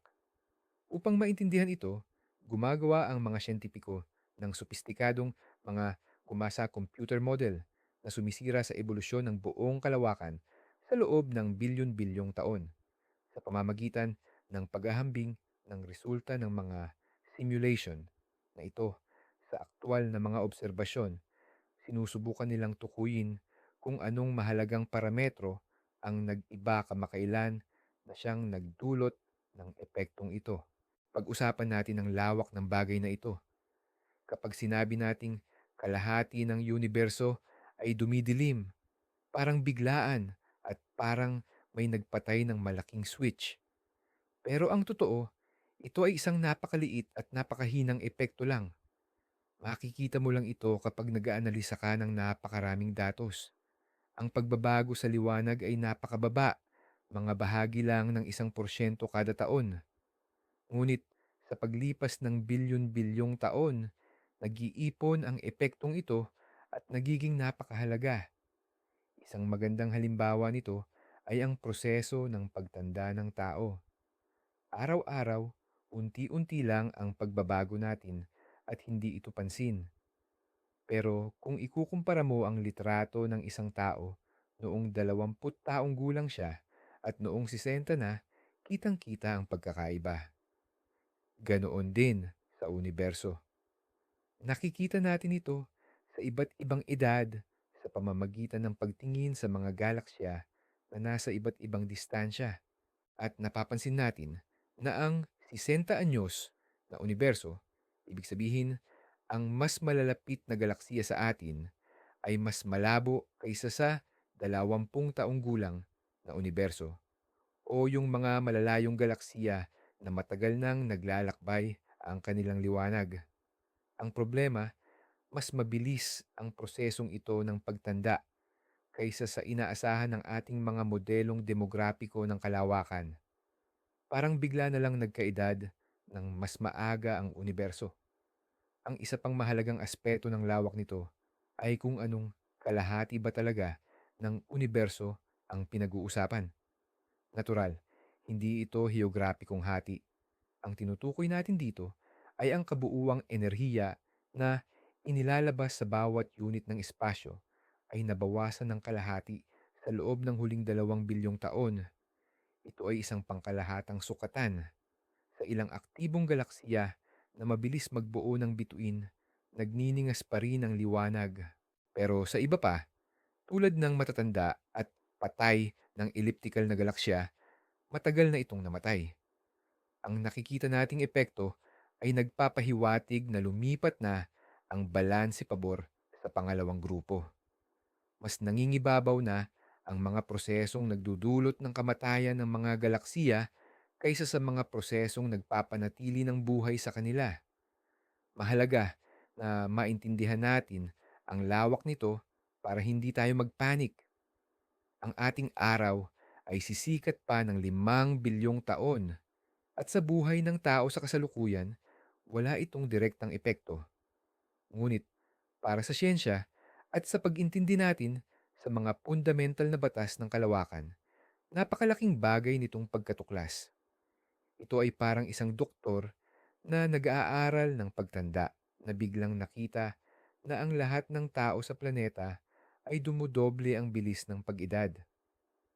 Mapipilitan siyang baguhin ng lahat ng kanyang paniniwala tungkol sa biyolohiya.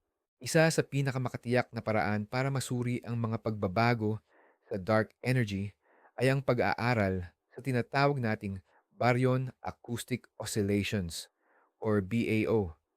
Ano nga ba ito? Sa maagang universo, noong isa pa itong mainit at siksik na sabaw ng mga particle at radiation, may mga sound wave or alon ng tunog na kumalat sa plasma na ito. Parang mga bilog sa tubig pag may batukang inihagis. Ang mga alon na ito ang lumikha ng maliliit na pagdami ng materya. Nang lumamig ang universo at nagkaroon ng kalinawan, ang mga alon na ito ay tila nag-freeze o huminto. Nag-iwan sila ng natatanging marka sa pagkakalatag ng materya, isang klase ng pamantayang panukat o standard ruler. Napapansin natin na may tendensya ang mga galaksya na lumabas sa isang tiyak na distansya mula sa isa't isa na tugma sa radius ng mga sound wave na iyon. Ang distansyang ito ay umaabot sa mga 500 milyong light years. Dahil alam natin ang tunay na sukat ng panukat na ito, Magagamit natin ito para sukatin ang distansya sa buong universo.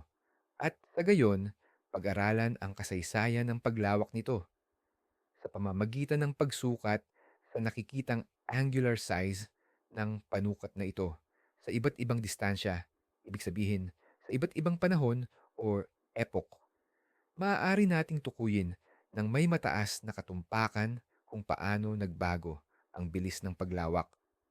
Ang metodong ito ay hindi nakadepende sa tinatawag na standard candles tulad ng supernovae, kaya't ito ay isang napakalakas at independenteng kasangkapan.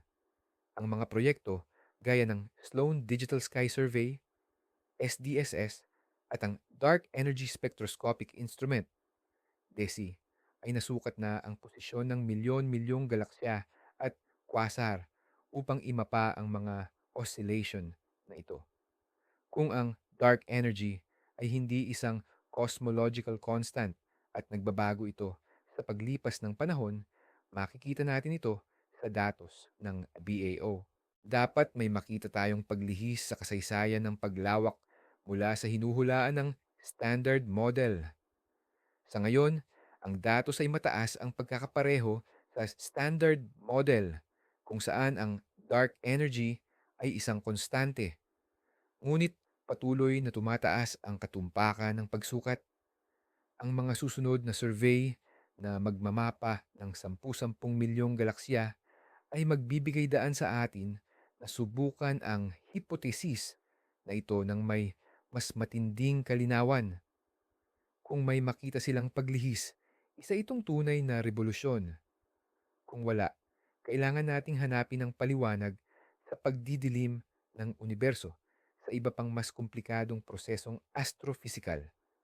Sa anumang kaso, ang BAO o ang cosmic ruler na ito ay isa sa ating pinakamahalagang alas sa larong ito ng agham. Balikan natin ang hypothesis na marahil ay hindi kumpleto ang ating mga batas ng pisika. Isa sa pinakamalaking hamon sa modernong theoretical physics ay ang tinatawag na problema sa fine-tuning. Maraming fundamental na konstante tulad ng masa ng elektron, ang gravitational constant o ang halaga ng cosmological constant ay may mga numero na tila napakatumpak na inayos para lang magkaroon ng komplikadong universo at ng buhay. Kung nag-iba lang ng kaunti ang mga halagang ito, hindi sana mag-aapoy ang mga bituin, hindi mabubuo ang mga mabibigat na elemento, o kaya naman agad sana itong mag-collapse o magpapalawak ng napakabilis kaya't hindi makakabuo ng mga kalawakan ng materya. Mayroong ilang pilosopikal at siyentipikong diskarte para rito. Isa na rito ang anthropic principle na nagsasabing ganito ang nakikita nating universo dahil kung iba ito, hindi tayo mabubuhay. Ang isa pa ay ang teorya ng multiverse na nagpapahiwatig ng pagkakaroon ng maraming universo na may iba't ibang batas ng pisika at tayo ay nabubuhay lang sa isa sa mga swerte nating universo. Ngunit mayroon pang ikatlong daan. Posible na ang mga konstantang ito ay hindi talaga konstante. Maaari silang mabagal na nagbabago, nag evolve kasabay ng universo. Kung totoo ito, ang paglabo ng universo na ating napapansin ay maaaring direktang epekto ng ebolusyon na ito. Halimbawa, ang kaunting pagbabago sa fine structure constant na nagtatakda ng lakas ng electromagnetic interaction ay maaaring biglang magpabago sa takbo ng nuclear reactions sa loob ng mga bituin na magpapahina sa kanilang pag-iilaw. O kaya, ang pagbabago sa gravitational constant ay maaaring makaapekto sa pagkakabuo ng mga bituin mula sa gas clouds. Matagal nang hinahanap ang mga posibleng pagbabago sa mga fundamental na konstante. Sinusuri ng mga siyentista ang spektra ng malalayong kwasar. Sinusubukang makita ang mga palatandaan na ang mga atomic transition noong nakaraan ay nangyari sa bahagyang magkakaibang halaga ng konstante. Ang mga resulta sa ngayon ay lubhang magkasalungat at nasa dulo na ng kaya ng ating mga kasalukuyang pamamaraan. Gayunpaman, kung mapapatunayan na kahit isa lamang sa mga fundamental na konstanang ito ay nagbabago sa paglipas ng panahon, ito ay magiging isang pagtuklas na maihahambing sa kahalagahan ng theory of relativity, at ang misteryo ng lumalabong universo ay maaaring maging isa sa mga unang obserbasyonal na patunay para sa kapana-panabik na paglalarawan na ito ng mundo. Maganda at nakakaintriga tingnan ang usapin ng paghina ng katingkaran ng universo sa lente ng impormasyon. Ayon sa ilang teorya, ang impormasyon ay isang saligang bahagi ng mundo tulad ng enerhiya at materya. Sa esensya, ang universo ay isang dambuhalang quantum computer na patuloy na nagpoproseso ng impormasyon. Ano ba ang impormasyon sa kontekstong ito? Sa pangunahing kahulugan, ito ang antas ng kaayusan o kasalimuotan, daika complexity, ng isang sistema. Ang pagkabuo ng bituin, ang pag-ikot ng sistema ng planeta, ang pagsibol ng buhay, lahat ng ito ay mga prosesong lumilikha ng masalimuot at maayos na istruktura. Ibig sabihin, pinapataas nito ang dami ng impormasyon. Sa kabilang banda, ipinapahayag naman ng ikalawang batas ng termodinamika na ang entropy o ang sukatan ng kaguluhan sa isang saradong sistema ay laging naghahangad na umabot sa pinakamataas na antas. Ibig sabihin, sa paglipas ng panahon, anumang maayos na istruktura ay dapat masira at ang impormasyon ay mawawala. Ang dalawang prosesong ito, ang paglikha ng impormasyon, neg-entropy, at ang pagkasira nito, entropy, ay nasa walang tigil na labanan. Posible na ang panahon ng aktibong pagkabuo ng bituin ay ang yugto kung saan nangingibabaw sa universo ang mga proseso ng paglikha ng impormasyon. Pinagsasama-sama ng grabidad ang nakakalat na materya upang maging masalimuot na istruktura tulad ng mga bituin at galaxy. Ngunit ngayon, habang nauubos na ang supply ng gatong para sa mga prosesong ito, nagsisimula ng manaig ang ikalawang batas ng termodinamika. Ang entropy ay pumapasok na sa kanyang karapatan. Ang pagdilim na ating naoobserbahan ay hindi lamang simpleng pagbaba ng produksyon ng enerhiya. Maaari itong senyalis na ang universo ay lumilipat mula sa yugto ng paglikha tungo sa yugto ng pagkawasak. Bumaba na ang bilis ng pagproseso ng impormasyon. Ang masalimuot na istruktura ay nagsisimula ng mag-degrade. Siyempre, ito ay isang napaka-pilosopikal na pagtingin na mahirap isalin sa mahigpit na pormulang matematikal. Ngunit pinahihintulutan nito tayong makita ang problemang ito sa mas malawak na konteksto. Ang paghina ng liwanag ng universo ay hindi lamang isang astrophysical na kaganapan. Maaari itong pagpapakita ng pinakapundamental na batas ng kalikasan, ang walang awang pag-agos ng panahon mula sa kaayusan patungo sa kaguluhan. At tayo ay mga saksi sa sandaling iyon kung kailan ang dakilang dolomito, pendulum, na ito ay umindayog na sa kabilang direksyon. Sa anumang siyentipikong pananaliksik, lalo na kung pinag-aaralan natin ang mga napakaliit o hindi gaanong halatang epekto, laging nariyan ang posibilidad na tayo ay biktima ng mga pagkiling sa pag-iisip, cognitive biases, o ng mga sistematikong error. Puno ang kasaysayan ng astronomiya ng mga halimbawa kung saan ang mga malalaking pagtuklas ay nauwi lang pala sa pagiging artifact o mali. Balikan natin ang bantog na canals sa Mars na lumabas na optical illusion lang pala, o ang pagtuklas ng mga neutrino na mas mabilis pa sa liwanag na ang dahilan ay isang maluwag o hindi maayos na nakakabit na kable. Maaari ba tayong makasigurado na ang pag-itim ng universo ay totoong epekto at hindi isa sa mga maling pagtuklas na ito.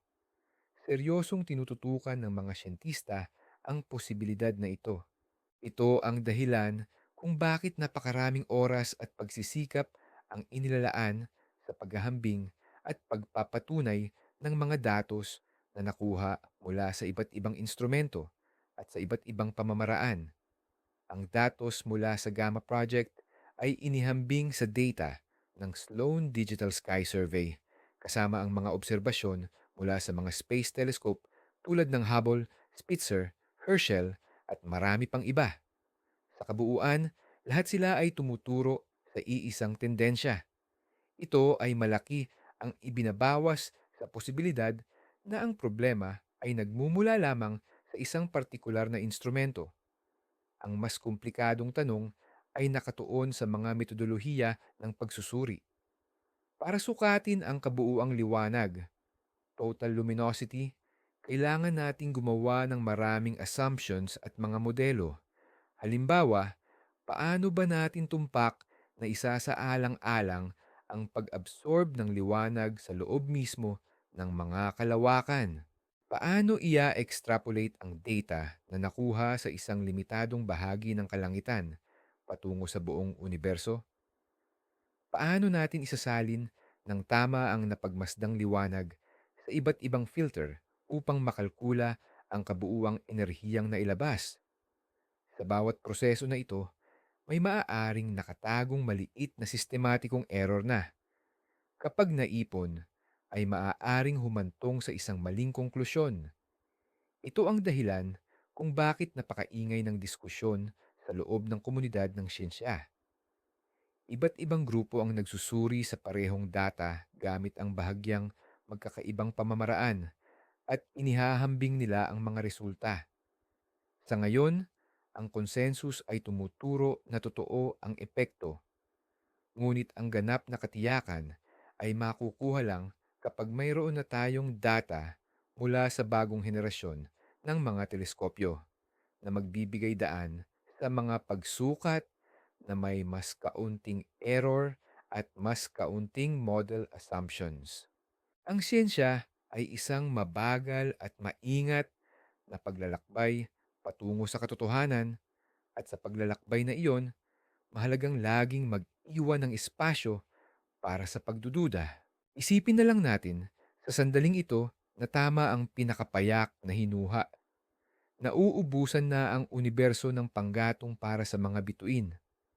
Nauubos ang gas, bibihira na lang ang mga bagong bituing ipinapanganak, at unti-unti nang namamatay ang mga luma. Ano ang ibig sabihin nito para sa posibilidad na mabuhay pa ang iba pang nilalang sa hinaharap? Sa unang tingin, tila walang pag-asa ang kinabukasan. Mas kaunting bituin, mas kaunting mga sistema ng planeta, mas kaunting malalaking bituin, mas kaunting mabibigat na elemento na mahalaga para sa biokimika ng buhay. Ang universo ay nagiging hindi nakaaya-aya. Gayunpaman, may ilang siyentista na naniniwala sa mas positibong pananaw. Sabi nila, ang mga pinakamagulong yugto ng pagbuo ng bituin ay hindi marahil ang pinakamahusay na oras para sumibol ang buhay. Ang madalas na pagsabog ng mga supernova at ang matinding radiation mula sa mga bagong silang na bituin ay posibleng naglinis o nagpatay sa mga batang planeta. Ang mas kalmado at mas mature na universo ay maaaring mas magandang tirahan. Ang pangunahing isyu sa napakalayong hinaharap ay ang pag-unti ng liwanag ng mga bituing matagal mamatay, ang red dwarf o mga pulang unano. Ang mga ito ay maaaring sumikat ng trilyong taon, mas matagal pa kaysa sa mga bituin tulad ng ating araw. Dito marahil nakatuon ang huling mga kanlungan ng buhay sa universo. Ngunit kahit sila, darating din ang araw na maglalaho. Ibig bang sabihin nito, tuluyan ng magwawakas ang lahat ng may buhay at may isip? Hindi kinakailangan.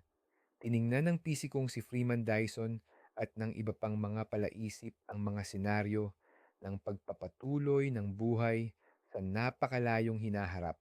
Ang mga super civilization ay maaaring matuto kung paano gumamit ng iba pang pinagmumulan ng enerhiya. Halimbawa, maaari silang kumolekta ng enerhiya sa pamamagitan ng pagkuha nito mula sa pag-ikot ng black hole o itim na butas na tinatawag na Penrose process. O kaya, maaari silang matutong mabuhay bilang mga informational structure na hindi nangangailangan ng maraming enerhiya. Kaya nila itong gawin sa pamamagitan ng pag-aangkop sa palagiang lumalamig na universo, kung saan babagalan nila ang kanilang metabolismo at pag-iisip. Ito ang tinatawag na eternal life or buhay na walang hanggan ni Dyson. Siyempre, lampas na ito sa saklaw ng makabagong agham. Ngunit ipinapakita ng mga pagmumuni-muning ito na kahit sa isang universo na unti-unting namamatay at nagdidilim, hindi pa tapos ang ating kasaysayan. Ang pagdidilim ng kalawakan ay isang hamon, hindi lamang sa ating pag-unawa, kundi sa huli, sa ating kaligtasan bilang isang uri. Ito ay paalala na kung gusto nating magkaroon ng hinaharap sa ganitong kalaking antas, kailangan nating matutunang pamahalaan ang enerhiya at materya sa lebel na sa ngayon ay tila para na sa Diyos. Sa huli, ang misteryo ng pagdidilim ng sansinukob ay isang napakagandang pagpapakita kung paano gumagana ang metodo siyentipiko. Nagsisimula ito sa isang hindi inaasahang obserbasyon na hindi tugma sa kasalukuyang pag-unawa natin sa mundo. Ang obserbasyong ito, na nagawa salamat sa mga bago at mas pinahusay na instrumento, ay humahamon sa nakasanayang teorya. Pagkatapos, magsisimula ang proseso ng pagbuo ng mga hipotesis. Ang mga siyentista ay nagbibigay ng maraming posibleng paliwanag mula sa pinakakaraniwan hanggang sa pinakaradikal. Bawat isa sa mga hipotesis na ito ay nagbibigay ng tiyak na prediksyon. Halimbawa, ang hipotesis tungkol sa alikabok ay humuhula ng pamumula ng liwanag, habang ang hipotesis tungkol sa pagbabago ng dark energy ay nagtuturo sa mga paglihis sa kasaysayan ng paglawak ng sansinukob. Ang susunod na yugto ay ang pagsubok sa mga prediksyong ito. Nagde-develop ang mga astronomo ng mga bagong programa sa pagmamasid. Pinipino ng mga teorista ang kanilang mga modelo at nagtatayo ang mga inhinyero ng mga bagong instrumento. Ito ay isang mahaba at masusing proseso, puno ng mga dead end at mga maling landas. Ang ilang hipotesis ay itinatatapon dahil hindi napatunayan ang kanilang mga prediksyon. Ang iba naman ay binabago upang mas umayon sa mga datos.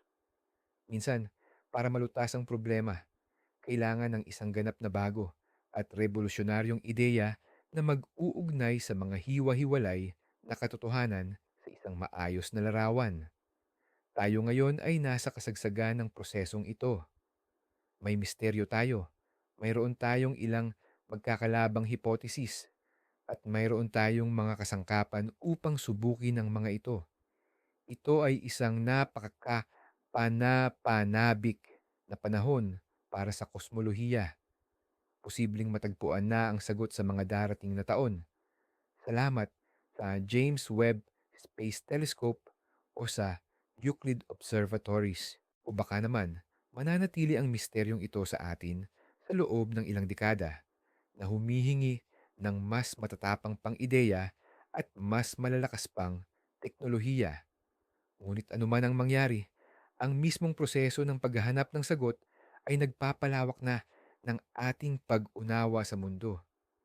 Bawat hipotesis na nasubok at isinantabi ay nagpapaliit sa listahan ng mga posibleng opsyon at naglalapit sa atin sa katotohanan. At yan ang pangunahing layunin at kagandahan ng agham. Kung gayon, tinapos na natin ang mahaba at sana nakakapagpagaan ng loob na paglalakbay sa pinakaloob ng isa sa pinakamalaking misteryo ng modernong agham. Nakita natin kung paanong ang maingat na pagsusuri sa liwanag mula sa daan-daang libong mga galaxy ay nagdala sa mga siyentipiko sa nakakagulat na konklusyon. Ang ating universo ay nagiging mas madilim at nangyayari ito ng mas mabilis kaysa sa inaakala natin. Tiningnan natin ang iba't ibang posibleng paliwanag. Siguro kasalanan ito ng cosmic dust o alikabok sa kalawakan na parang ulap na humaharang sa ating paningin. O baka naman tumanda na lang ang universo at nagtatapos na ang panahon ng mabilis na pagdami ng mga bituin na nagbibigay daan sa tahimik at madilim na yugto ng pagtanda. Sumilip tayo sa pinakamasikretong sulok ng kosmos. Pinag-usapan ang misteryosong dark energy na kayang baguhin ang sarili nitong katangian at idikta ang kapalaran ng sanlibutan. Naglakas loob pa tayong isipin na ang ating fundamental na batas ng pisika ay hindi pa kumpleto at nasa bingit tayo ng isang bagong rebolusyong pang-agham. Sa ngayon, wala pa tayong tiyak na sagot. Bawat hinuha ay may kani-kaniyang kalakasan at kahinaan. Gaya ng dati, ang universo ay mas komplikado at mas interesante kaysa sa pinakamatatapang nating mga modelo. Ngunit may isang bagay tayong masisiguro. Sinasaksihan natin ang isang malaking pagbabago sa ating pag-unawa sa kosmos. Ang misteryong ito ang nagtutulak sa ating sumulong, bumuo ng mga bagong teleskopyo, mag-develop ng mga bagong teorya, at magtanong ng mas malalalim na katanungan. Salamat sa paglalaan ng oras ninyo kasama ako sa paglubog sa misteryong kosmiko na ito. Sana ay nakatulong ang kwentong ito para makapag-relax kayo at makapaghanda sa pagtulog. Huwag kalimutang mag-subscribe sa channel at mag-iwan ng like kung nagustuhan ninyo ang paglalakbay na ito. At bago pa man kayo tuluyang dalawin ng antok, may isang tanong ako sa inyo. Alin sa mga teorya ang sa tingin ninyo ang pinakapani-paniwala o marahil ang pinakamaganda? Ano sa palagay ninyo ang nasa likod ng dumarating na kadiliman ng universo? Isulat ninyo ang inyong mga iniisip sa comment section. Magandang gabi!